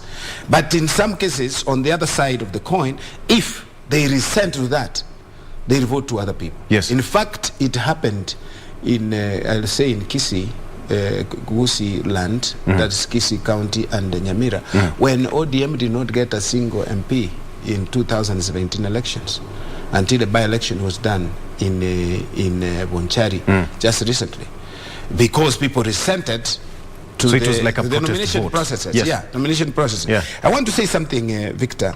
There should be fair action. After all, there should be fair action, and this fair action is protected by the law. Someone can litigate and say there's no fair action that was done, therefore they can go. Because I believe, I'm not a lawyer, my brother here would respond, that the Constitution still is supreme, and the written law is supreme to what they are doing on the ground. Yes. Someone can litigate on the basis of the Constitution and other laws that provide this protection. So, for instance, in Kisii, I wanted to say something in Kisii. Right. In Kisii, the one that has been given a ticket, people have a right to protest. Janet Tongera wanted to run for governor on ODM ticket. Yes. But they were outwitted by Simbarati. Simbarati is now the only candidate, so Simbarati could now get a nomination for ODM. Okay. Now, because of the bad blood, I could say, for lack of a better word, Janet, if she was subjected to the universal suffrage, members voting, she feared perhaps that she would not get the nomination, because she had already gone for governor position. She has retreated back to women representative, which other candidates had declared. Yes. And they started campaigning to be nominated as ODM candidates, and they have already marshaled support and registered members. Now, by getting that is a shot in the foot. It's the most painful thing in any given democracy to be done. So I think she must have feared and tried to influence the party that if those other people, Simbarati and others, campaigned on the ground because they're all ODM, then they might defeat her. She might not get the ticket because some of those women rep who had already made formations, they are associated with the Simbarati and others, and therefore they have a big block of votes. They would have defeated her in the universal suffrage. And actually, so that fear. Now, when they say it's loyalty, yes, I think it's fear and influence. Fear then plus influence that Ongera has in the party, for a long time, that gave the ticket no necessary popularity. And the science they talk about doing the opinion polls. Correct me if I'm wrong, the same thing happened in 2017. Honorable Ongwae was given direct ticket. Honorable Ongeri was also given direct ticket by ODM, and Ongera as well. In fact, people say it was a triple O in Gusiland. Yeah, the three got, but you see, popularity has to happen again. Popularity changes. Ongwae is leaving. Right. Ongwae has done his 2 terms as governor. He has also tried, let me say not perhaps, but he has tried to wield influence in pointing at who will succeed him. Okay. In fact, in the beginning, he wanted Janet Orongeri to succeed him as governor, but it didn't work. So they are fighting actually from a lower position because these people are leaving already, as you mentioned. Professor Ongeri has moved to DAPK. Why? Because he saw he could not get nominated on ODM. Simba is ahead of them. Janet now jumped back to women rep, and she thinks she should also get the ticket and run. You can see the politics playing. The O's maybe their time is up. Let me bring in Dr. How free is free and fair nominations? I mean, this exercise. How free is, because already politicians are scrambled. And this is a discussion we've had here before, that a time will come that we'll see, politicians now coming out of their shell and saying, no, it's not the way we thought it was. How free is free and fair nomination? I think what we are experiencing, although as far as this horse trading or bringing on board these people, let us discuss, let us allow one candidate to proceed. Actually, what they are trying to do is to manage the fallout in the event of a disagreement, a disagreed election results. And that one also will affect the party at the final election. Yes. And every party actually is eyeing to see that they minimize at most the disagreement that would be in the parties. And of course, managing also the election malpractices, especially in the court of law. And also having the limited time to the election period, it is something very difficult. And of course, we are also asking ourselves, how many of these parties are able to manage a credible election based on the kind of expertise, the scientific experience that all these parties may have actually experienced. So that is why we see all these things. But what I'm seeing, although, and that is my opinion, when you deny the universal suffrage, when you deny the people to vote for their rightful candidates, when you deny the people to determine who to be their leader, I think that to me it's an illegality, even if it is something that is negotiated. Because it is the people who will finally give the verdict. When you talk about giving depending on the polls results or whatever, polls results, what we have at the moment or low, you are told that today, as per our polls, this one is rating high. And these pollsters are already business people, and they may not be relied genuinely that they are telling the people the right thing. And if you based on the same results by selecting or appointing somebody that is the right person because of the polls results, you'll be doing a lot of injustice to the majority of Kenyans. I think the best approach is to have these people elected by the people. What if political parties just decide, what, we're not going to give direct nominations, either in some, some special cases where there's only one candidate in one particular region. For example, what ODM did in Kakamega, some of the MPs who defected, to ODM were given a direct ticket. Now that one, somebody would say, was warranted. But then in this scenario where we have got 3 or 4 candidates, I mean... When you look at it, like a Kakamega issue, you see there are those people who are in UDA and there are those people who are in ODM. Exactly. And this is a place where it is actually, the same seats will be hotly contested because the same parties have numbers in that place. So in this case, it is actually a strategy that these people are coming up, that if we have our 2 people competing, we may actually be defeated by the other guys.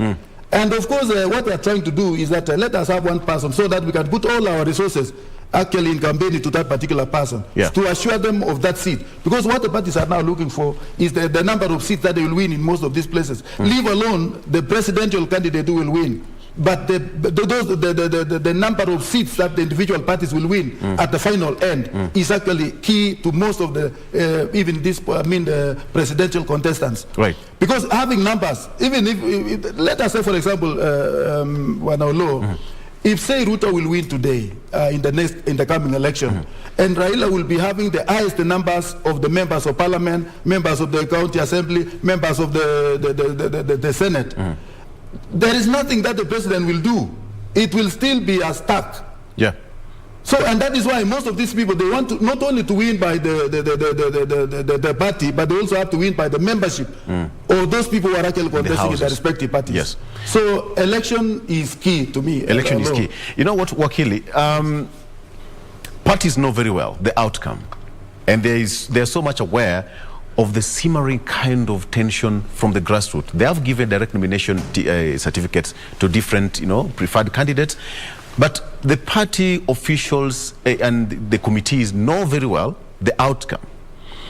How then do you think they're going to manage such kind of disquiet? Because we are likely to see protest vote. Whatever happened in Migori County, for example, Governor Obado, who moved when he realized that it was not going to be okay in ODM, he moved to a different party.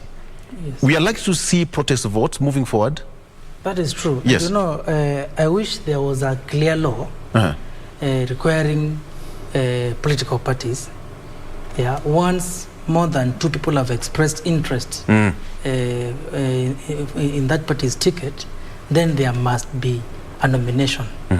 There is no clear law to that effect. Yeah, it is upon the party to determine when to conduct a nomination and when to give a direct ticket. And I agree with Dr. Bosiro on what he has said about the people may decide to punish these particular political parties. Yes. However, there are some regions where people say we vote in a suit.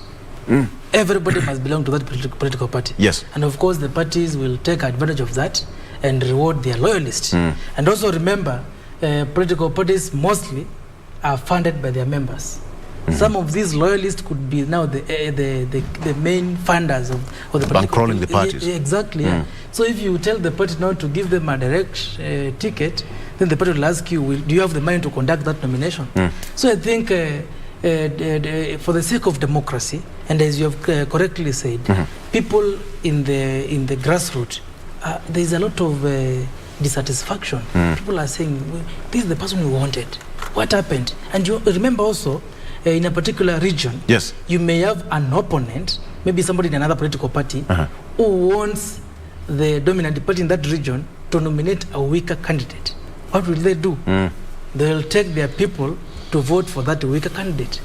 So that now the weaker candidate gets the party ticket, and then now they can face them off in the main election, and they win. So I think the political atmosphere on the nomination of political party is a very complicated one, and it's an issue which many of these political players they have to be smart and outwit the other. Yes. It's very interesting on the issue of what is happening in Kisii, for example, and it happens a lot in all other regions, all the way from the MCA level to the presidential level. Yes. Yeah. You saw what happened with the Jimmy Wanjigi when it came to the ODM nomination. Presidential. For the presidential ticket. He was chased away. And he was claiming that he was a member of ODM. In fact, he was chased away in Migori when he was trying to open offices in Migori. Yeah. And nothing could be done, anything about that. Because Raila kept quiet about the whole issue of Wanjigi, and it just faded off. Yeah. So I think party democracy is very important. And I think it is high time, even apart from now the political parties amendment act which was enacted the other day, yes, there needs to be other regulations to regulate how parties conduct their affairs. Because if I, as a owner of ODM, for example, I say, this ticket I'll give to this person, there's nothing you can do about it. Yeah. Yeah. But there are those parties which embrace democracy, and they say, like in Getu where I come from, yeah. The former governor Malombe is asking for a direct ticket. No, he's been told, no, there's another person here, Ambassador Gema Kilonzo, who wants the same ticket. Let's go for the nomination. And it is high time that the leaders of those particular political parties must ensure that there is democracy in the management of the party affairs. So in my opinion, I think going forward, you may have a scenario whereby in a particular region, people will vote on basis of who they want. Yes. You can vote for a president of Azimio or Kenya Kwanza, vote for an MP of Safina, vote for an MCA of Independent. Yes. And you saw in 2017. It goes back to personality, not parties now. It goes back to personality. Yeah. And actually, that is what many people are even saying. When you come to urban areas like Nairobi and those other towns, you may find out that people don't vote based on parties. But now in the rural areas, and I think people are beginning to wake up and they are voting for their own. And this idea of independent is an idea which has been bought by so many people. Somebody like Kidato can say, I'm not opposed to Raila. But since I missed the ticket, I'm independent, supporting Raila. And he may end up winning the seat. Okay, you know what? Yes. When you see my director on the floor, it shows a lot. When you see my director on the floor, it shows a lot. Okay, Dr. As you respond to that, let me ask you this question again. We are likely to see a lot of independent candidates come August, based on what's happening on the nominations right now, right? Yes, actually, the law, the amendment bill has given them that freedom. Yeah, it has given them freedom. It has a period within which, is it 3 months? You can, after nomination, you can jump into independent. Yeah, you know, and it's going to happen.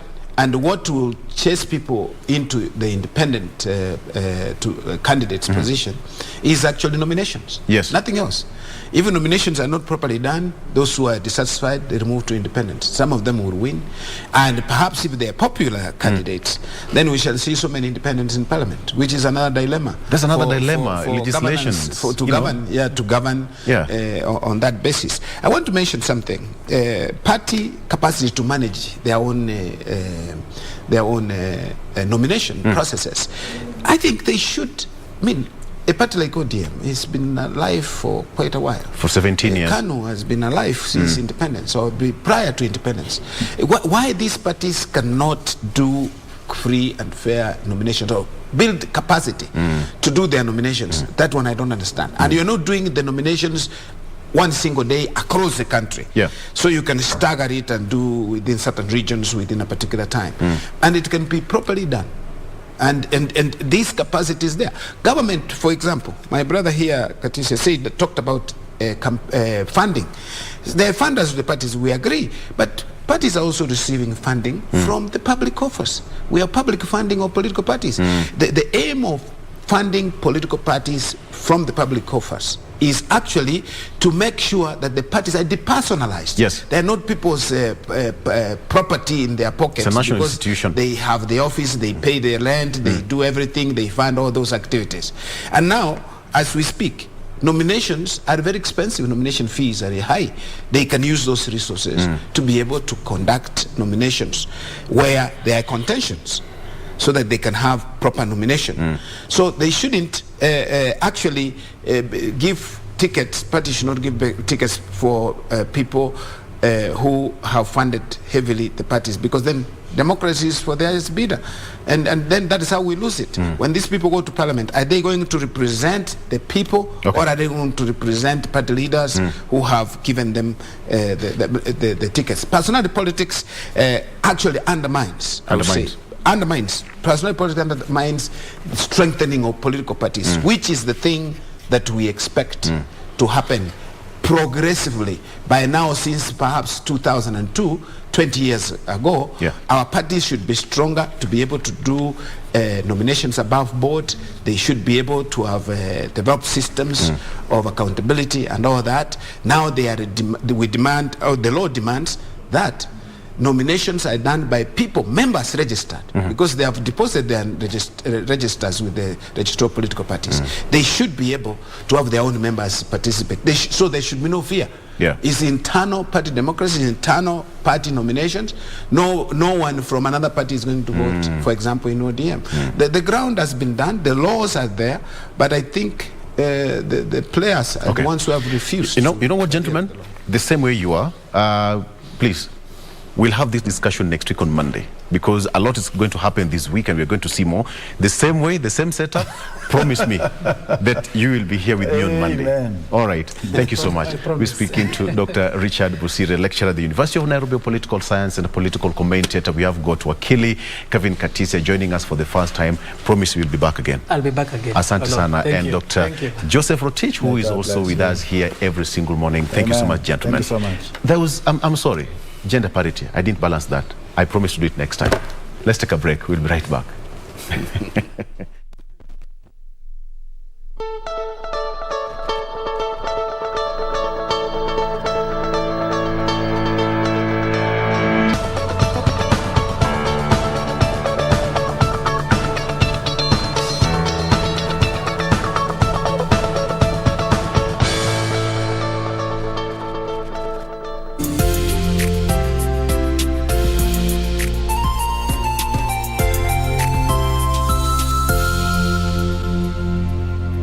The management, staff and students of Mary Shaw School wish to convey our congratulatory message to the KCPE candidates on their well-deserved success. Well done and congratulations on passing the 2021 KCPE exams.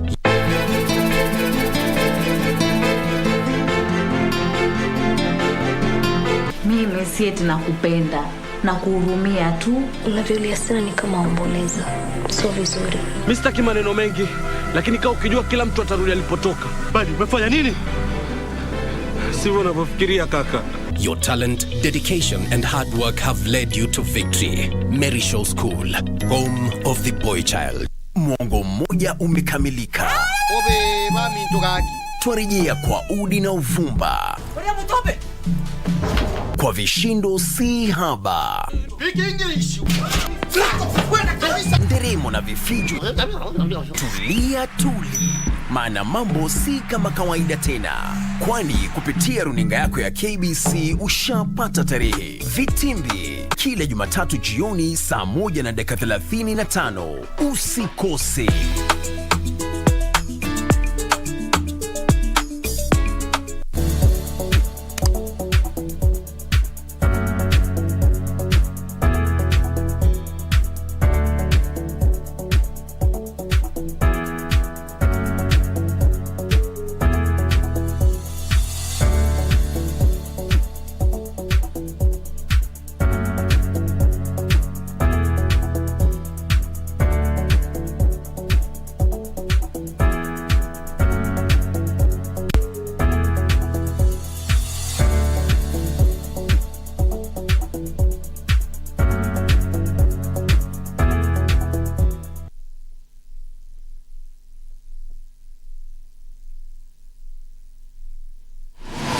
Log on to the KBC website at www.kbc.co.ke to get the latest breaking news, entertainment, sports, politics, lifestyle or business trends from Kenya and around the world. Never miss new episodes from your favorite TV shows, reruns and movies. Just stream online or watch live on your YouTube channel at KBC Channel 1 TV shows. For the day's biggest stories, trustworthy news and family entertainment, log on to KBC Channel 1.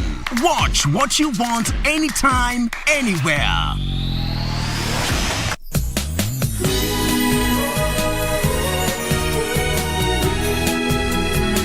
Tell me now, who's that woman? Jack, I'm telling you, don't forget you have a wife, and your only son Sean is waiting for you at home. Jack has taken the bait too. Everything is going the way we want. Come to revenge. She's the one that's been having an affair with Jack. That's extremely shameful of her.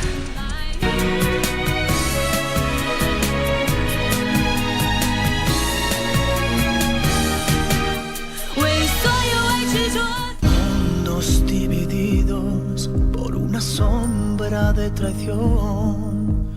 Don't ever insult her again if you don't want me to rip what's left of your face. Yeah, why don't you try? What do you know about this planned development with some investors in Costa Alegre Bay? I don't trust that woman, much less any business she brings in. It would mean a lot to me if I know that you're not against it. Dorothy Nielsen was in fact murdered. And from the looks of it, it seems her body was dumped just a few hours after she died. Lying heart. Fue sembrando el veneno y la ambición.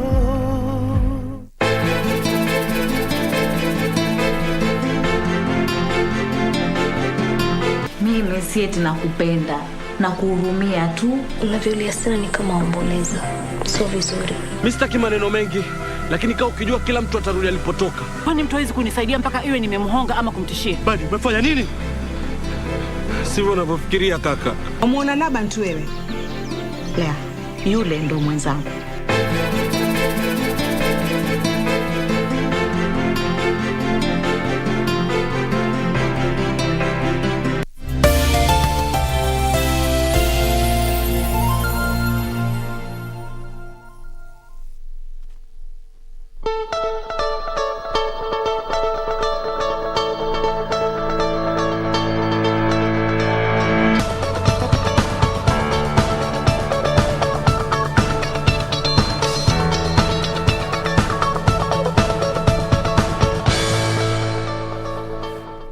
Welcome back. Thank you for staying with us this far. We do appreciate your company, and we also would love to know where you're watching us from. So why don't you go ahead and check in via our various social media platforms. The official hashtag on Twitter is Good Morning Kenya. Our official station handle across all the social platforms is at KBC Channel 1. My handle is Jane Wamboy. So today on our family conversation, we're going to be talking about something that is still very ripe in the air, and this is in line with the KCP results that were put out in the past week. Now, each child got what they got, and the aftermath that comes after the results is what so many families don't get to share. So today we're going to be focusing on how to manage those results, and especially so if you are among the group or your child is among the group that did not get the grade or the marks that they were hoping to get, and they are disappointed, or you as a parent are disappointed. How do you navigate these waters to ensure that both you and your child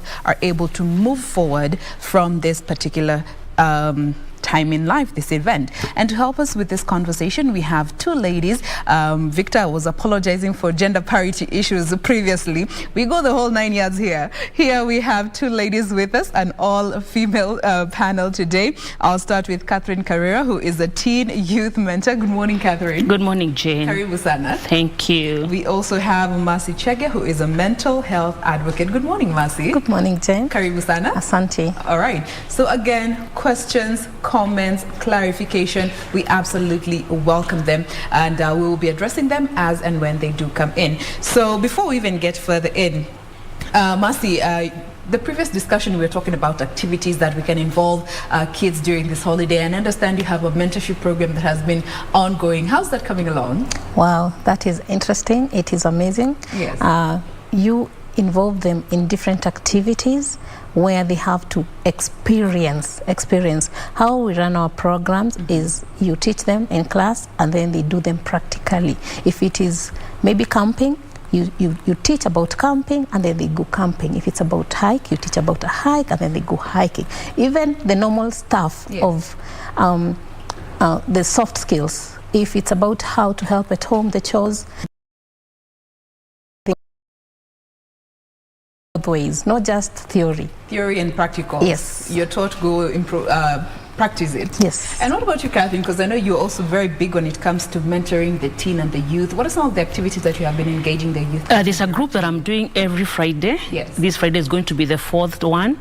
And Jane, they are telling me hilarious things and very sad things. Yes. I spoke to the young ones, and they told me when they are doing kalongolo, they do sex. But the first time they thought it was one of their play games. But now because I speak forthright, the second one they said, Madam, atufanyi ile kalunguru baya.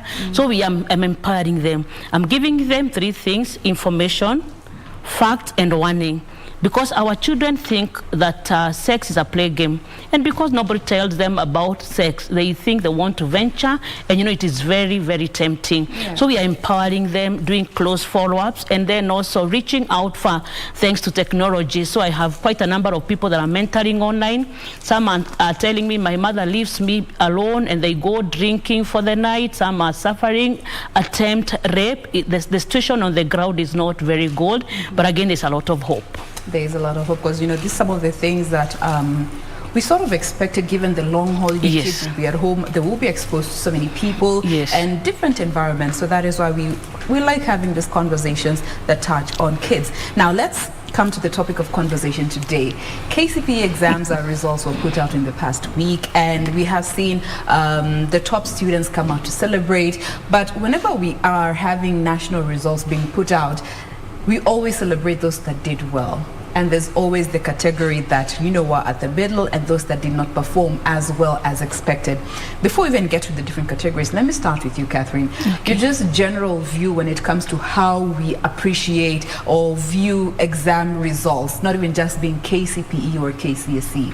What I want to tell each one of us is that exam is not the end of life. It's actually a stage to the next level, and it's very good for us to celebrate. You can imagine if you score 428 and we tell you to tone down and you feel like you have done it all, we need to celebrate. But again, as we celebrate, we don't want to forget those that have scored a few 60s, 70s. So we need to be able to encourage all of them.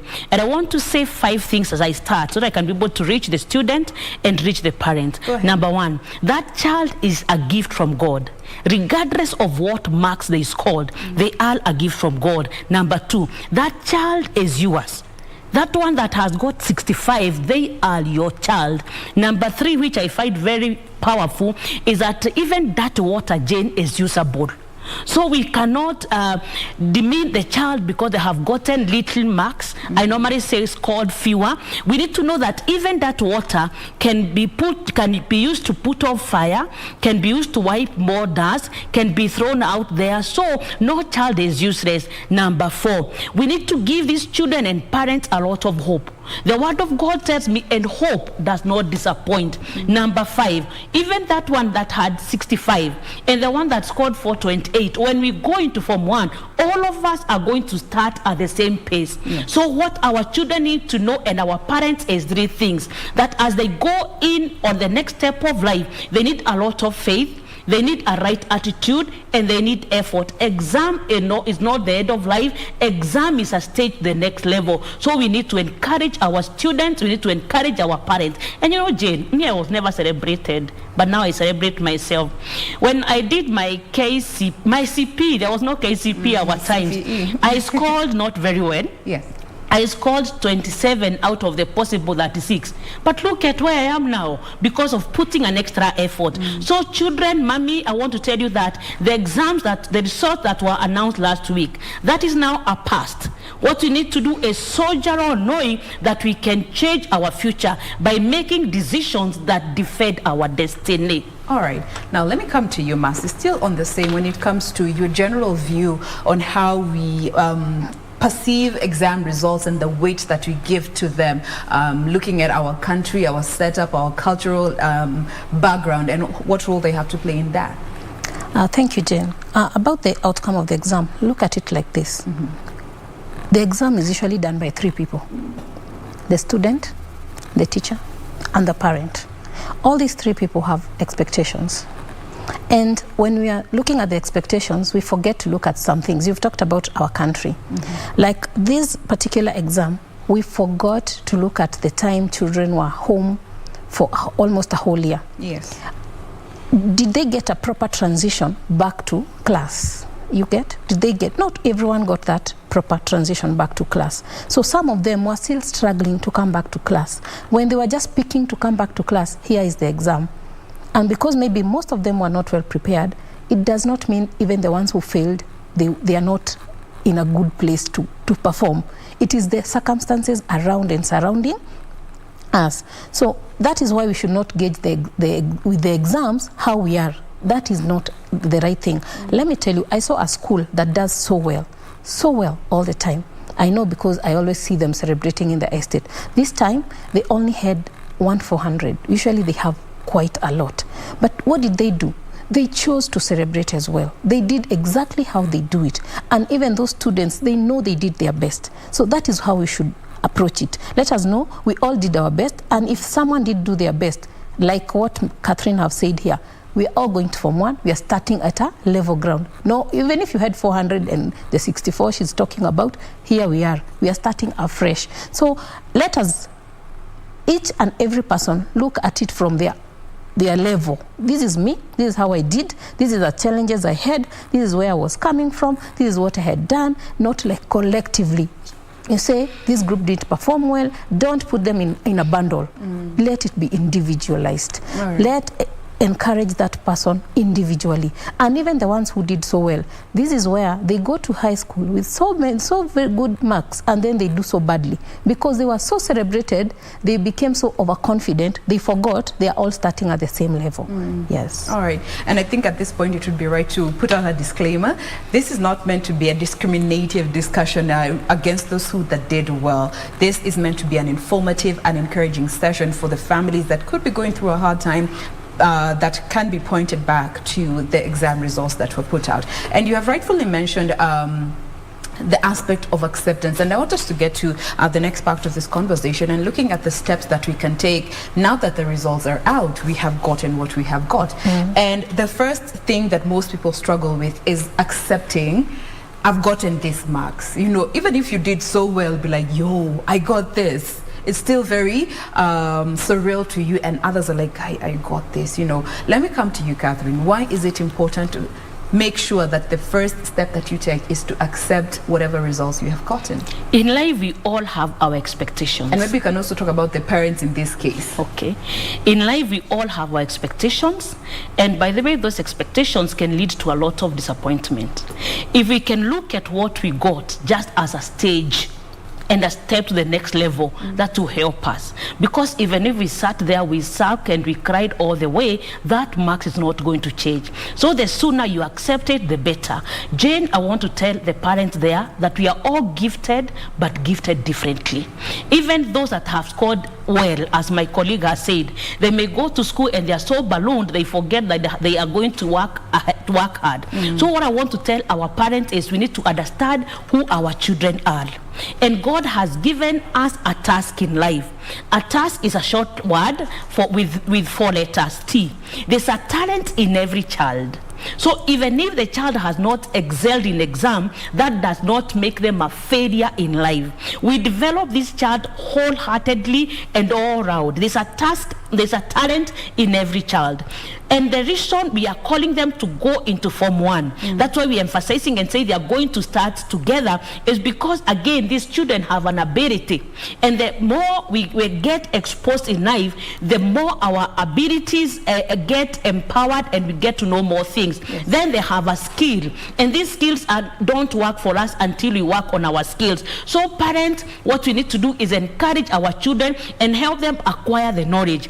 I know, Jane, there's some teenager mothers that have been calling them to go back to school, and they have done very well. Yes. One of them has scored 346. So what we are telling our parents and our children is, just because kikombe imevujika sio mwisho ya kunywa chai. We push them and we encourage them to go on. And parents, I want you to reflect at what I have said, that we are gifted but gifted differently. The same way we have 5 fingers in one hand, but all these fingers are different size, are different height. That is how our children are. Then we need to remember that these children are fighting a lot of battles. Some are unseen, where I normally call peer pressure not to be pure. So what we need to do is we give them an environment that is very, very friendly at home as a launching pad, so that when they go to school, they know they have an appointment with their destiny. We tell them, Mommy, I always want to ask, what did you score? And you remember our times, the peer pressure was not as high as now. So these children are also fighting for their space. They have a lot of internet, they have a lot of friends, they have a lot of lifestyle issues to choose from. So we must make sure that we help these children. We slow down and we walk with them. They have an appointment with their destiny. Parents, I want to tell you this. Just because your children scored lower marks that doesn't make them a failure in life. Even that one is feeling so discouraged. I know Saturday I was speaking in one function and the young man had scored 394 and he was still complaining. I want to say that in life we'll always want to have higher than where we are. Yeah. And it's very good to aim higher than we are. But we must make sure that we don't allow our disappointment to turn us to be disappointed. What we need to do is be very careful, articulate the disappointment so that we can make it an appointment. All right. Now, you've mentioned something that's quite hilarious. You know, our friends always tell us they were number one throughout their entire academic life. But let me come to you, Mercy. You know, as an advocate when it comes to mental health, wellness, and especially still looking at the kids, we always hear parents saying, I know you are a student. No, ulipata B, Mercy. You know you are a 400 candidate. Now, umepata 350. Nini ili happen? When it comes to the importance of parents actually accepting what the children got. Wow. Now this one, I'll answer this with 3 A's. Go for it. This is what happens. First of all, let me say change is inevitable. Things just happen. So when it comes, maybe your child was doing well and they've not done exactly what you were expecting. The first A, accept. When you accept, you admit, accept, you are able to accept that this is happening. It is here. It is here. And when you accept, you're able to work with this child. Instead of demoralizing them, you're able to encourage them. You're able to even now tell them, I know this was not maybe what you expected, but you can do better.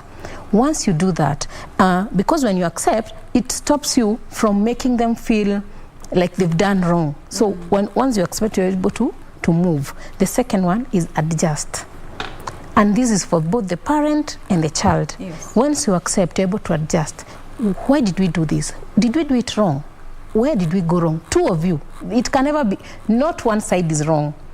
We are never actually wrong. We are all, it is life. Life is happening.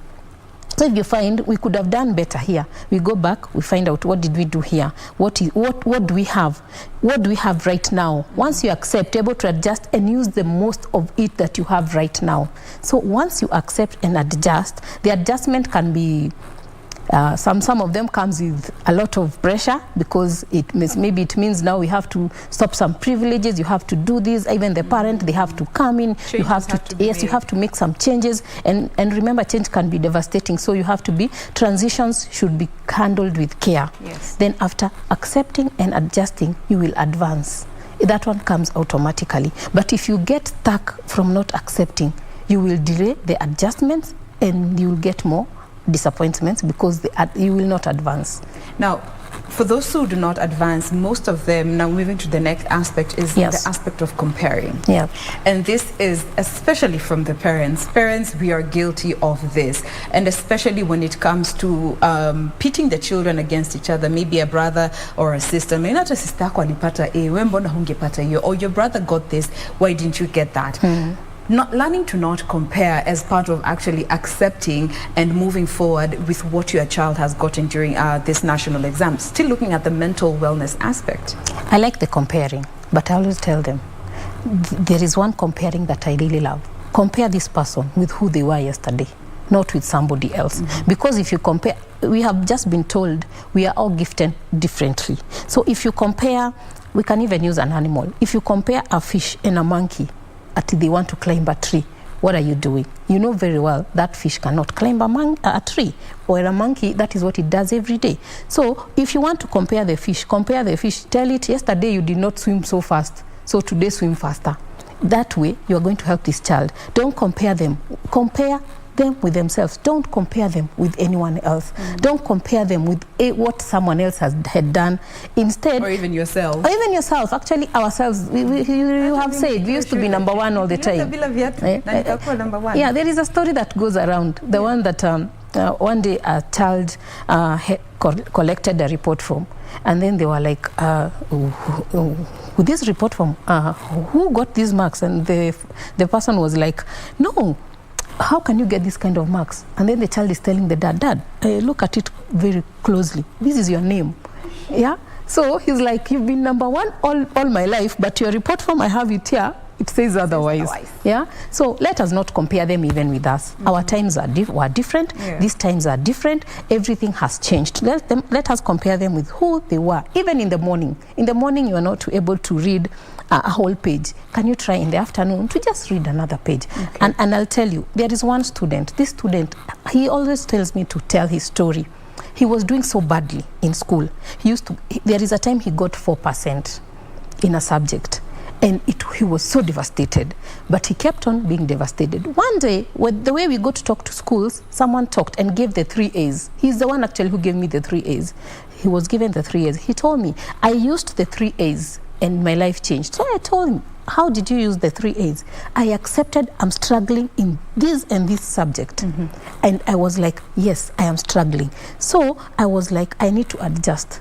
So I asked him, how did you adjust? He told me, I had to join a group of people who used to work so hard and they used to be labeled machopi, not good names.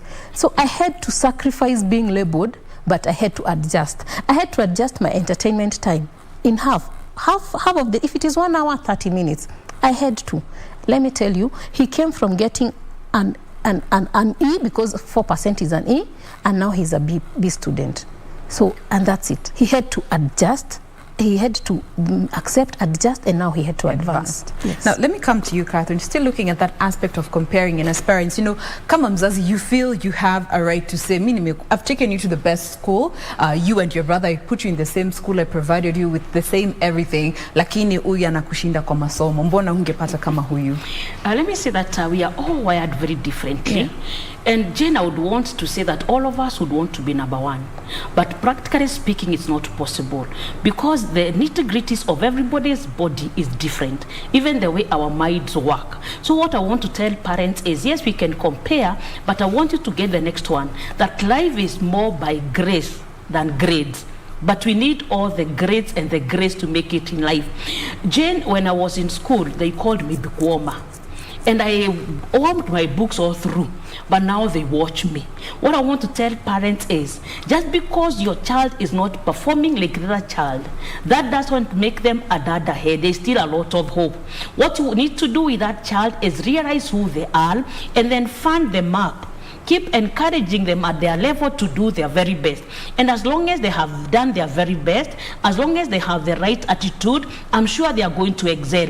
Comparison is a thief of creativity, and comparison can even bring siblings rivalry because they feel hated and the other one is more appreciated. What you need to do is compare our child with themselves and set a pace for each one of us.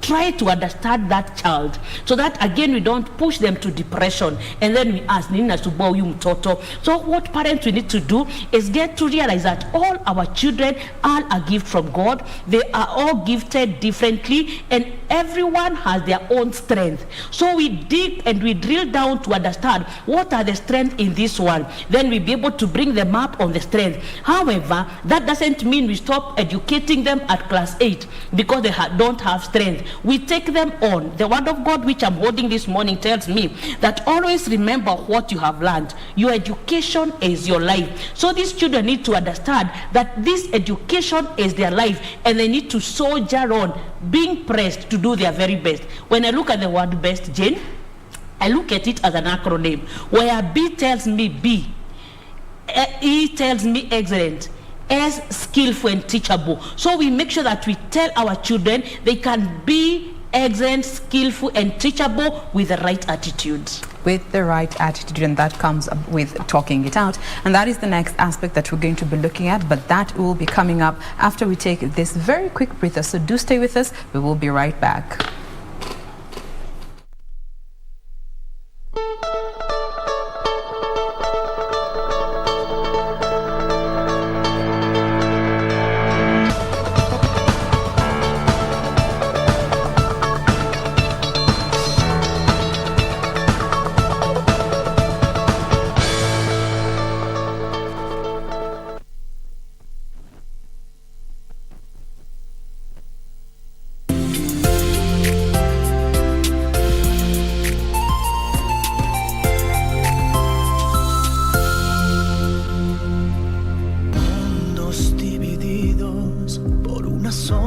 sombra de traición.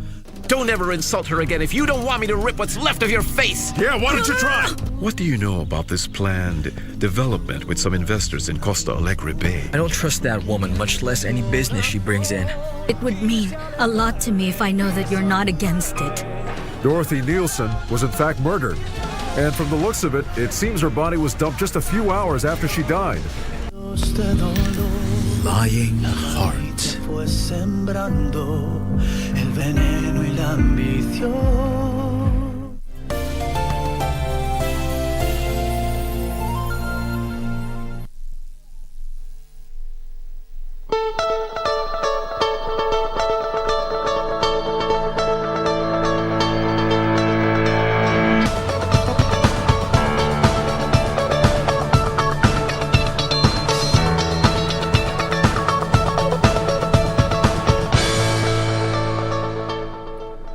Thank you for continuing being with us here on Good Morning Kenya. This is Family Check, and today we're just focusing on how we can manage the anxiety that comes with the exam results that were recently put out last week, and we just want to share with you informative steps that you can take to help you navigate these waters as a parent, as a child, and also as a teacher. We are using the hashtag Good Morning Kenya on Twitter. At KBC Channel 1 is our official station handle. My handle is at Jade Mumboy, and I see Kezia saying this is a very vital conversation. We need to tell parents they need to speak better with their children when it comes to the results. Yes, some may be disappointed, but how you speak to your children really matters. And this actually brings me to the next point that I want us to focus on, and it's the aspect of talking it out. Because as a parent, sometimes you're quick to speak out of anger. Mtoto akikukasirisha saa zingine anakujanga na mbaya, and you are quick to react. And also results are a very emotive matter. Let me start with you, Catherine. When it comes to fine, you have accepted. Number two, you're not comparing your child. And number three, you're trying to talk it out with your child. But in some way, you also might find yourself comparing them to another child or another sibling. How do you suggest we go about talking it out with our children based on the results that they got? And especially if they didn't do as well as you as a parent and the child were expecting? Thank you. Let me say this. First of all, be realistic. Be realistic. If your child has been performing at this level, maybe an average student, and you are expecting them to do like the A students, now that is not being realistic. If they have been doing at a certain level and that is where they are, you can't just now start telling them you didn't do well. This is the time we tell them you did the best you could, but you can do better. Let us keep encouraging them. Last time when we were talking, we talked about what you water, it will grow. If you keep on encouraging them and showing them how they can and doing the adjustments that they need to do for them to get better, they will get better. But if you keep on telling them they have not done anything, or maybe you keep on bringing them down, trust me, that is what is going to happen. They will always have anxiety. They will always feel like they're not enough. Instead of focusing, they will continue looking at themselves like, we cannot do it. So let us encourage them and use the right words. One of the things I usually tell parents to do and the students is focus. What is your focus? Your focus is your child. So many times we focus on the education and you forget the child. This is the child who is going to perform. How are they themselves? Where are they in their life? Maybe there are other things that are not making them perform, but you have all your energy, you focused it on the performance, forgetting the child. Where is your focus? Know where your focus is. And the child, where is your focus? Is your focus at the education or any something else? You have to know. Again, when at this level, children don't know how to differentiate their gifts, their talents, and what they're supposed to do. It is the work of the parent to know this. The time for talent is this is the time we do this is the time for education, this is the time for this. We mix them so up and we end up messing the child. They come out not being the best, not because they are not the best, but because we did not guide them the way they should be guided. Beautiful. I like that aspect of being realistic, because sometimes we tend to not be realistic. Let me come to you, Catherine. Also, when it comes to speaking to children, and especially being a teen mentor and understanding the impact that words have on our children, and especially when they come from the parent. Parents, I want us to know what words are.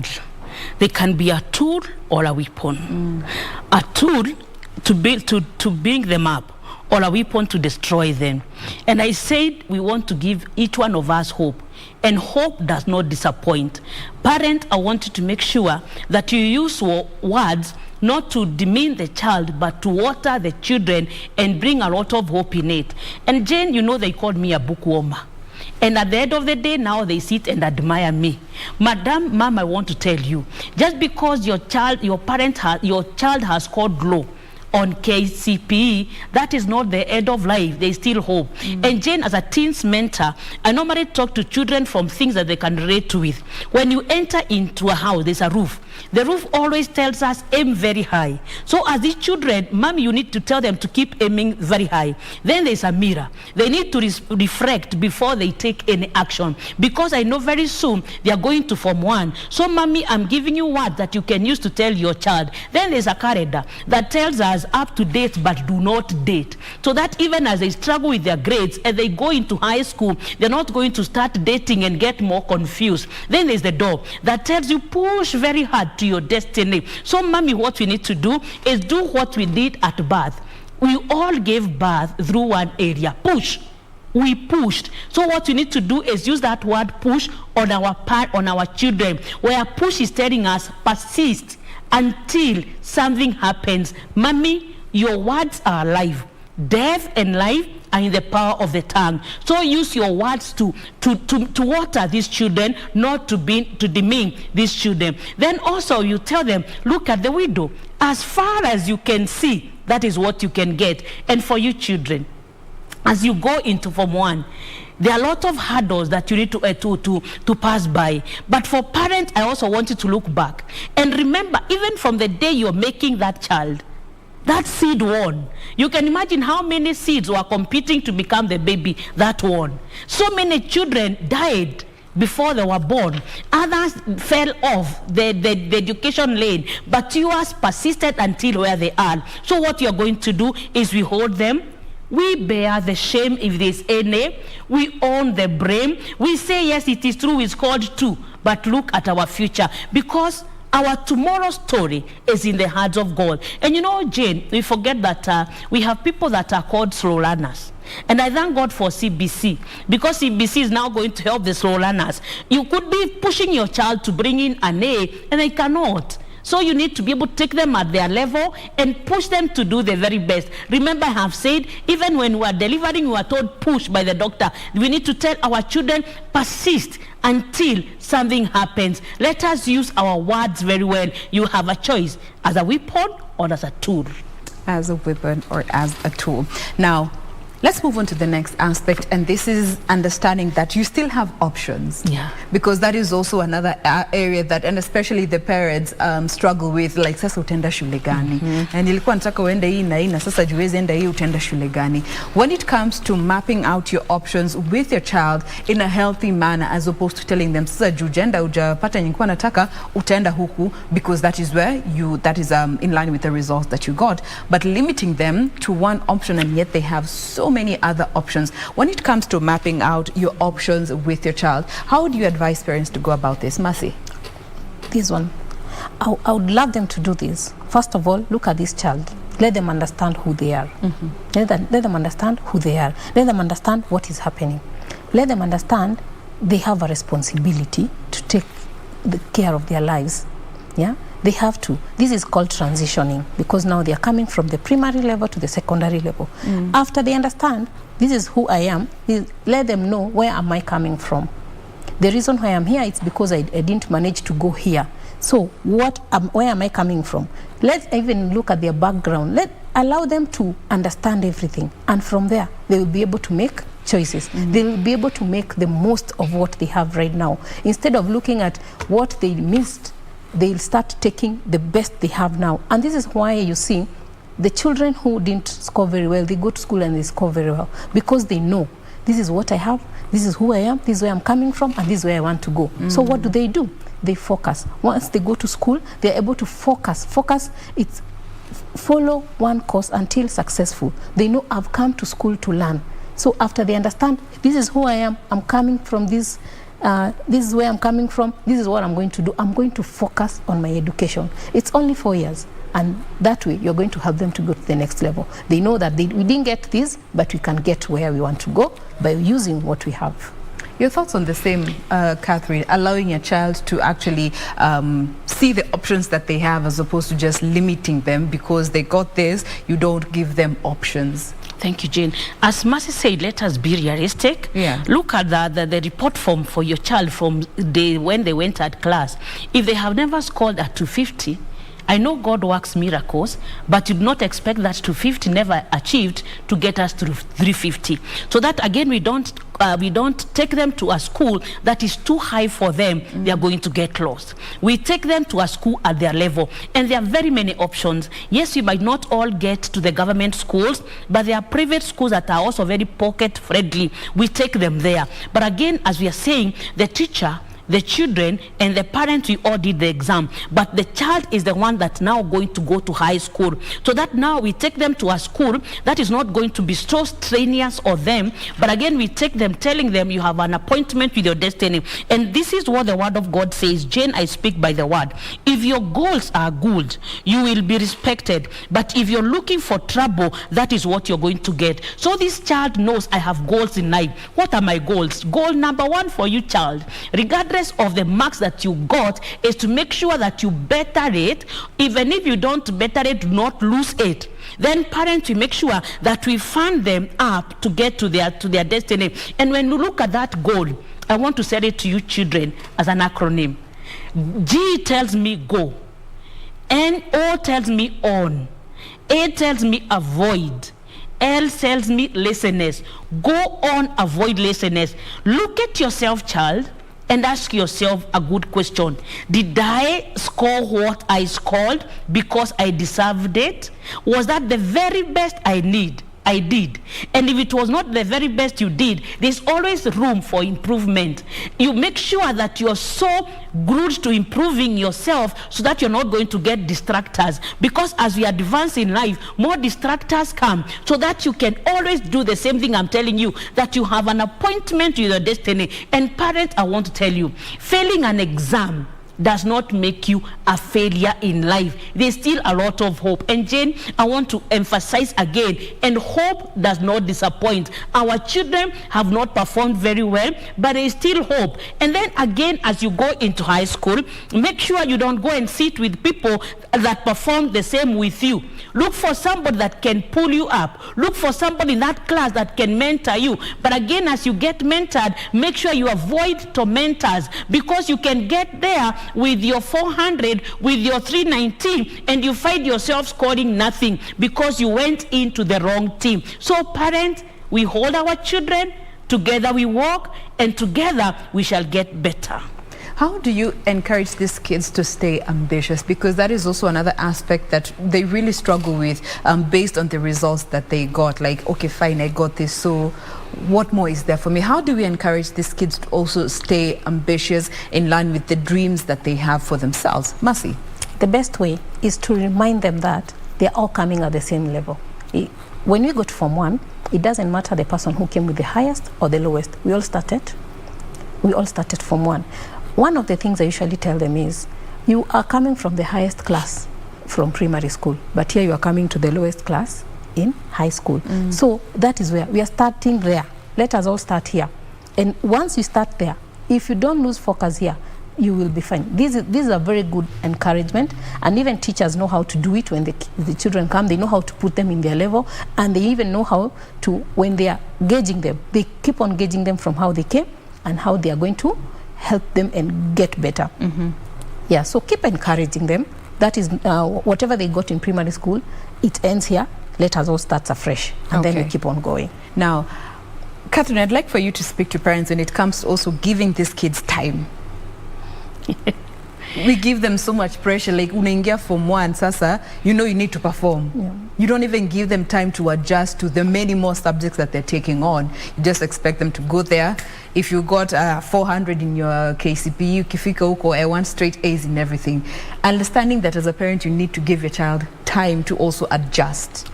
We need also to be very realistic once again. This child is coming from primary school where they had children from the same neighborhood.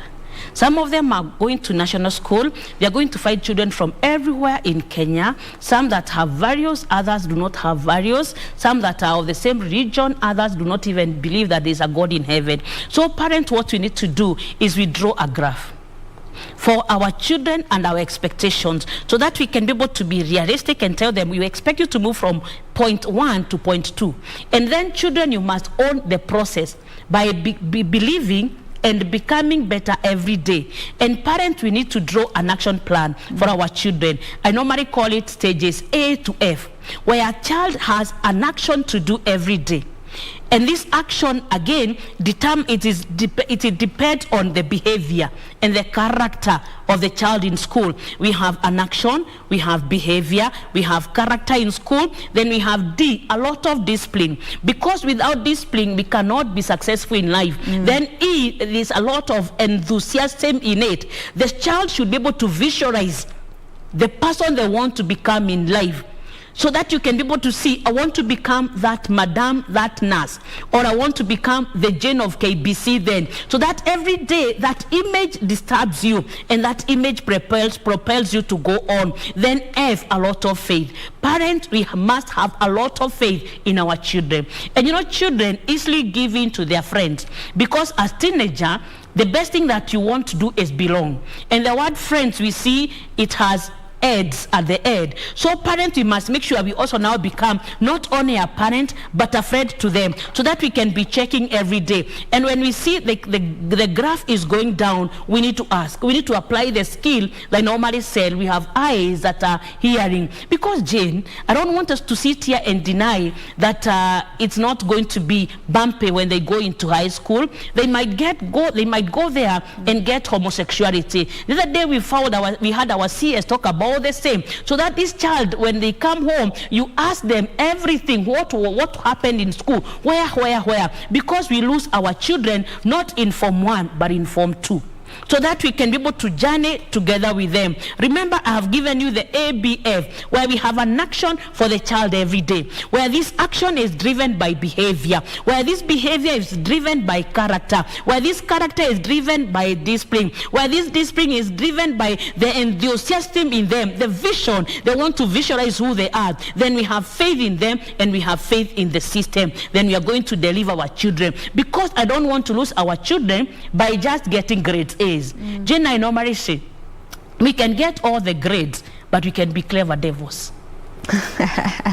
We can be clever devils. Now, how do we also help our children work on their shortcomings? In as much as they also did get very good results, they did get everything. And if they didn't get very good results, they still have their fair share of shortcomings. As a parent, now that you are preparing your child to move on to the next level of education, and this is high school, which comes with its own fair share of challenges. I remember high school was a whole experience. How do we help our children work on their own shortcomings? Because, and especially for most of them, who will be going to boarding schools? Mercy. I'll start where Catherine talked about be a friend to your child. How do you help your child if you don't know what is happening to them? One, when you become a friend to your child, they'll open up to you. So their challenges, you will know them firsthand, and you'll be able to help them. Number two, help them change their attitude. Some of them, the attitude they have, even like now going to Form 1, they already feel like it is away from home. Yeah, most of them. Let me talk about the ones who have a chance to go to the camps before they go to secondary school. In these camps, they are taught how to transit. They are taught how to handle school change. They are taught how to do things on their own. The ones who don't, they need to have someone to work with them, because the transition, if it doesn't happen so well, the challenges will keep on continuing, because change is inevitable. And it is happening so fast. So if this child is not able to transit here, and how can you help this child transit? It's becoming a friend.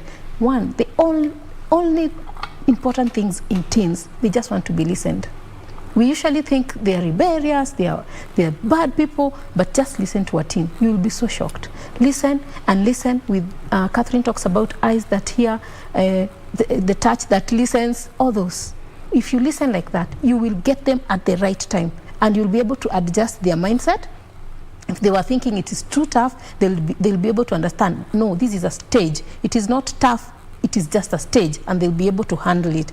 As a parent, again, this is the time you come to their level, not in your thinking and everything, but so that you reach them to where they are. Because if you keep on talking to them like this, you're still commanding them. So they'll keep on rebelling to you. Come to their level, know what they like. When I say a friend, hang out with them, have some games with them, so that they understand we are all able to talk to each other. It is not only you telling me don't do. Another thing, we only tell them what not to do, especially the part of sexuality.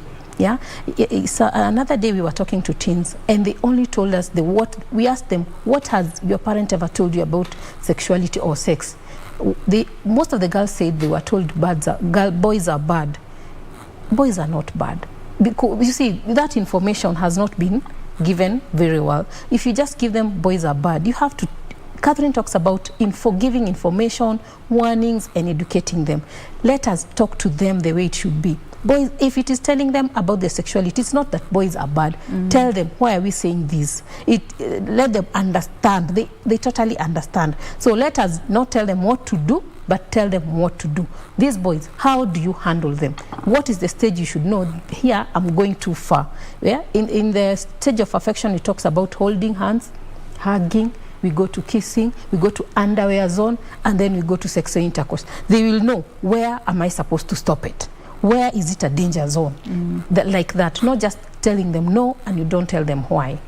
We are quick to communicate what we don't want and not what we want. You leave there what you want for them to figure it out for themselves. Also coming to you, Catherine, looking at how we can help our children work on their shortcomings, even if it means getting them mentorship as you passionately do. What you also need to do as parents is we need to table our shortcomings on them. If they realize that you had a struggle in school, they'll see, mommy, you're human. But now mommy and daddy, they sit at a place of, they are so perfect, the children are wondering, and where did I come from? So we need to help them understand. Like, they need to understand when they go into Form 1 the first day, anybody that is super artificially friendly with them, they are suggesting something. And they normally, children tell me, when they go into Form 1, somebody comes and makes for them their bed. Then they make sure they don't miss breakfast. Then I have to tell them, now you have to be very alert. And the next time this person that is coming to help them, because these are the ones that are not very straight, they'll come and touch them in an appropriate way. And then they'll say, excuse me. And then if you're not careful, then they will be recruiting into homosexuality. So we need to speak it out. Parents, we have an advantage if it's a journey that we have walked through. So we know where the pitfalls are, what I normally call a hot one, where we are so honest with them, where we are so open with them, where we are so truthful with them, that they must go to that school, but they must make sure that they don't fit in, so that they can be outstanding. They don't belong to every person. And you know, now as they go into Form 1, Jane, is where they fight that peer pressure, where they're telling each other, mavajoni fara. And me, I normally tell wasichana msipeane na sio karamu. So we have to tell them, and why wasifanye sex, because sex is what is costing our girls to drop out of school. Sex is what is making us have a lot of STDs. The other day it was reported that in Kenya, most of us that are pregnant, we have severies. So that this child knows what I call 3 Fs. They have a fact, they have a fear, and they have faith, so that as they go, we don't leave them to go and maneuver and find out, because teenagehood is a very good time, a very appropriate time, but can be a time to be disfigured. So we help them walk the talk by relaying what we went through, by stabling our challenges. And you know, they go in, they are told, hey, where come hauna boyfriend when fara. So we have to tell them, yes, even if you have a boyfriend, you must mark your boundaries, because that boyfriend is very innocent. But again, because of peer pressure, that friendship now grows into relationship, and relationship grows into a romantic relationship. And Jane has said, and they hug, and you know, when they are hugged with the wires of the feelings, they go paragasha. So we need to make sure that they own and they are responsible for every act and action they do, so that way they don't abort their destiny. All right. Now, as we draw closer and closer to the end of this conversation, one aspect that especially as parents we struggle with is focusing on moving on. we always go back and forth. Sasa wewe, you know, ungepata ile tungekuwa hapa, lakini ni sawa. Tuendelee. 2 weeks later, ungepata ile, we would have moved on. We never really focus on the moving on part. We always are stuck in that future that didn't come to be. How do you help? And this is now going out exclusively to parents when it comes to focusing on moving on with the results that your child has gotten. Let me start with you, Mercy. Wow. I always say, as a parent, reparent yourself first before you parent. Deal with yourself first before you deal with the child. Because once you don't deal with yourself first, you're going to project all this anger, resentment to the child. So deal with yourself. Before you even talk to that child, you bring those results here. Talk to yourself. This is my child. I love this child so much. They've gotten this. It starts with you. The acceptance, the admitting.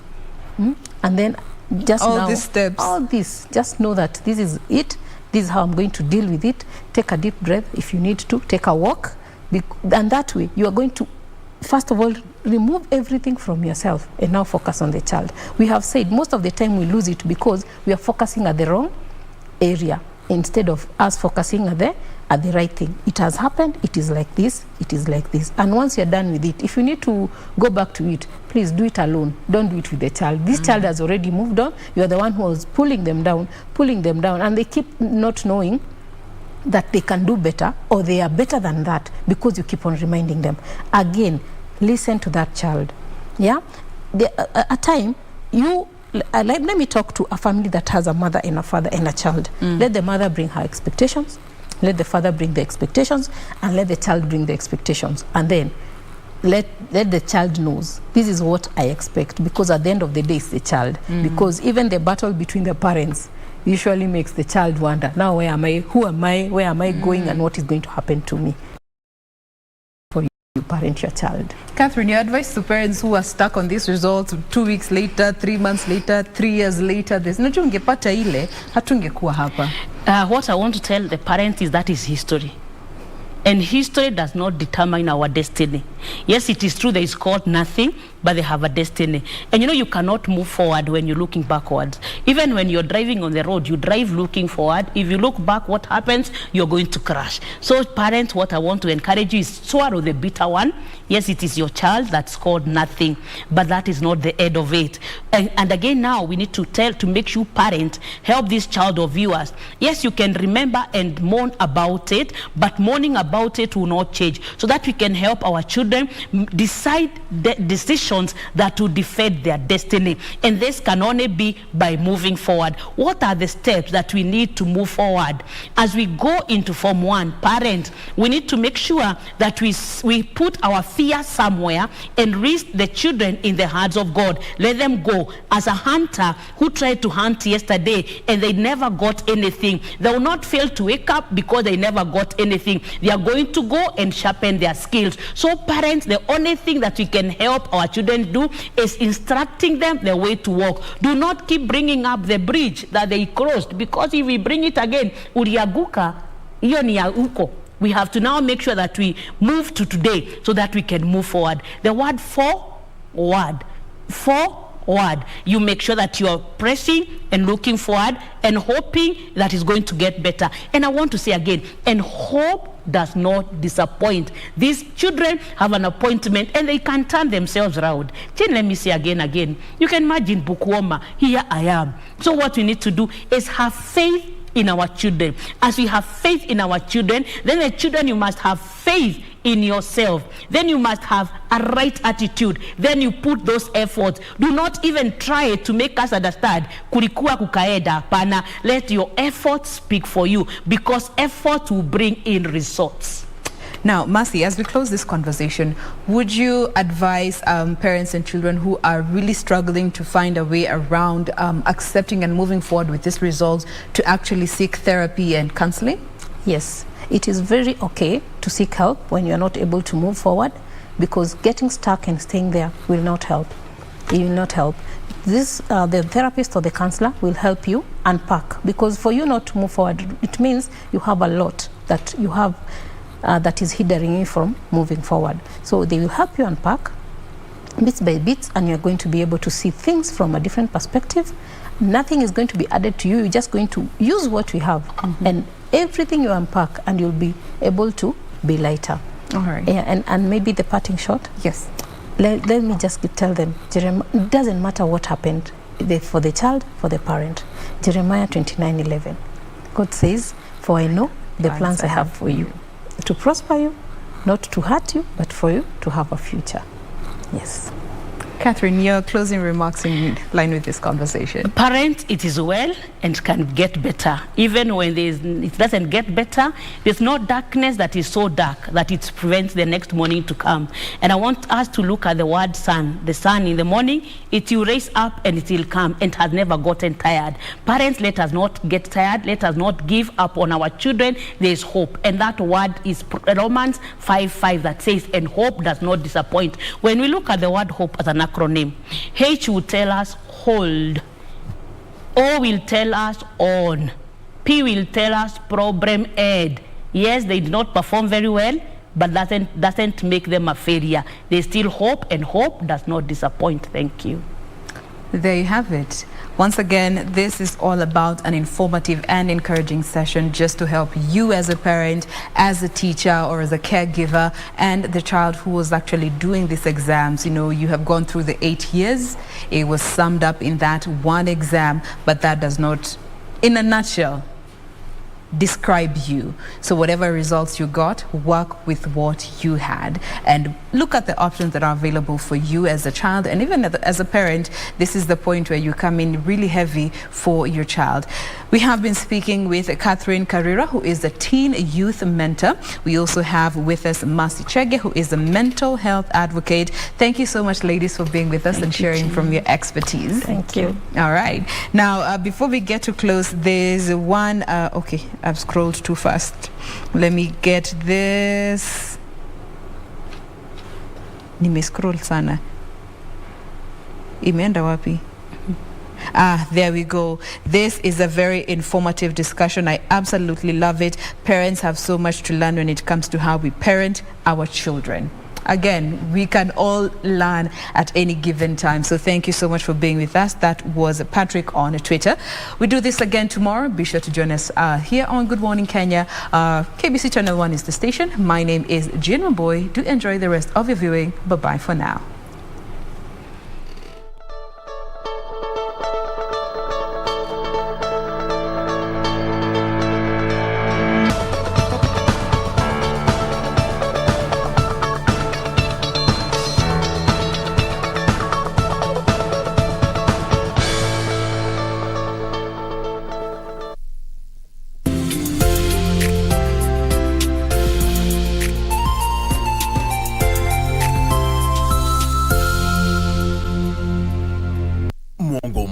Umekamilika. Twarejea kwa udi na uvumba, kwa vishindo si haba, nderemo na vifijo. Tulia tuli, maana mambo si kama kawaida tena, kwani kupitia runinga yako ya KBC ushapata tarehe. Vitimbi kila Jumatatu jioni saa 1:35. Usikose.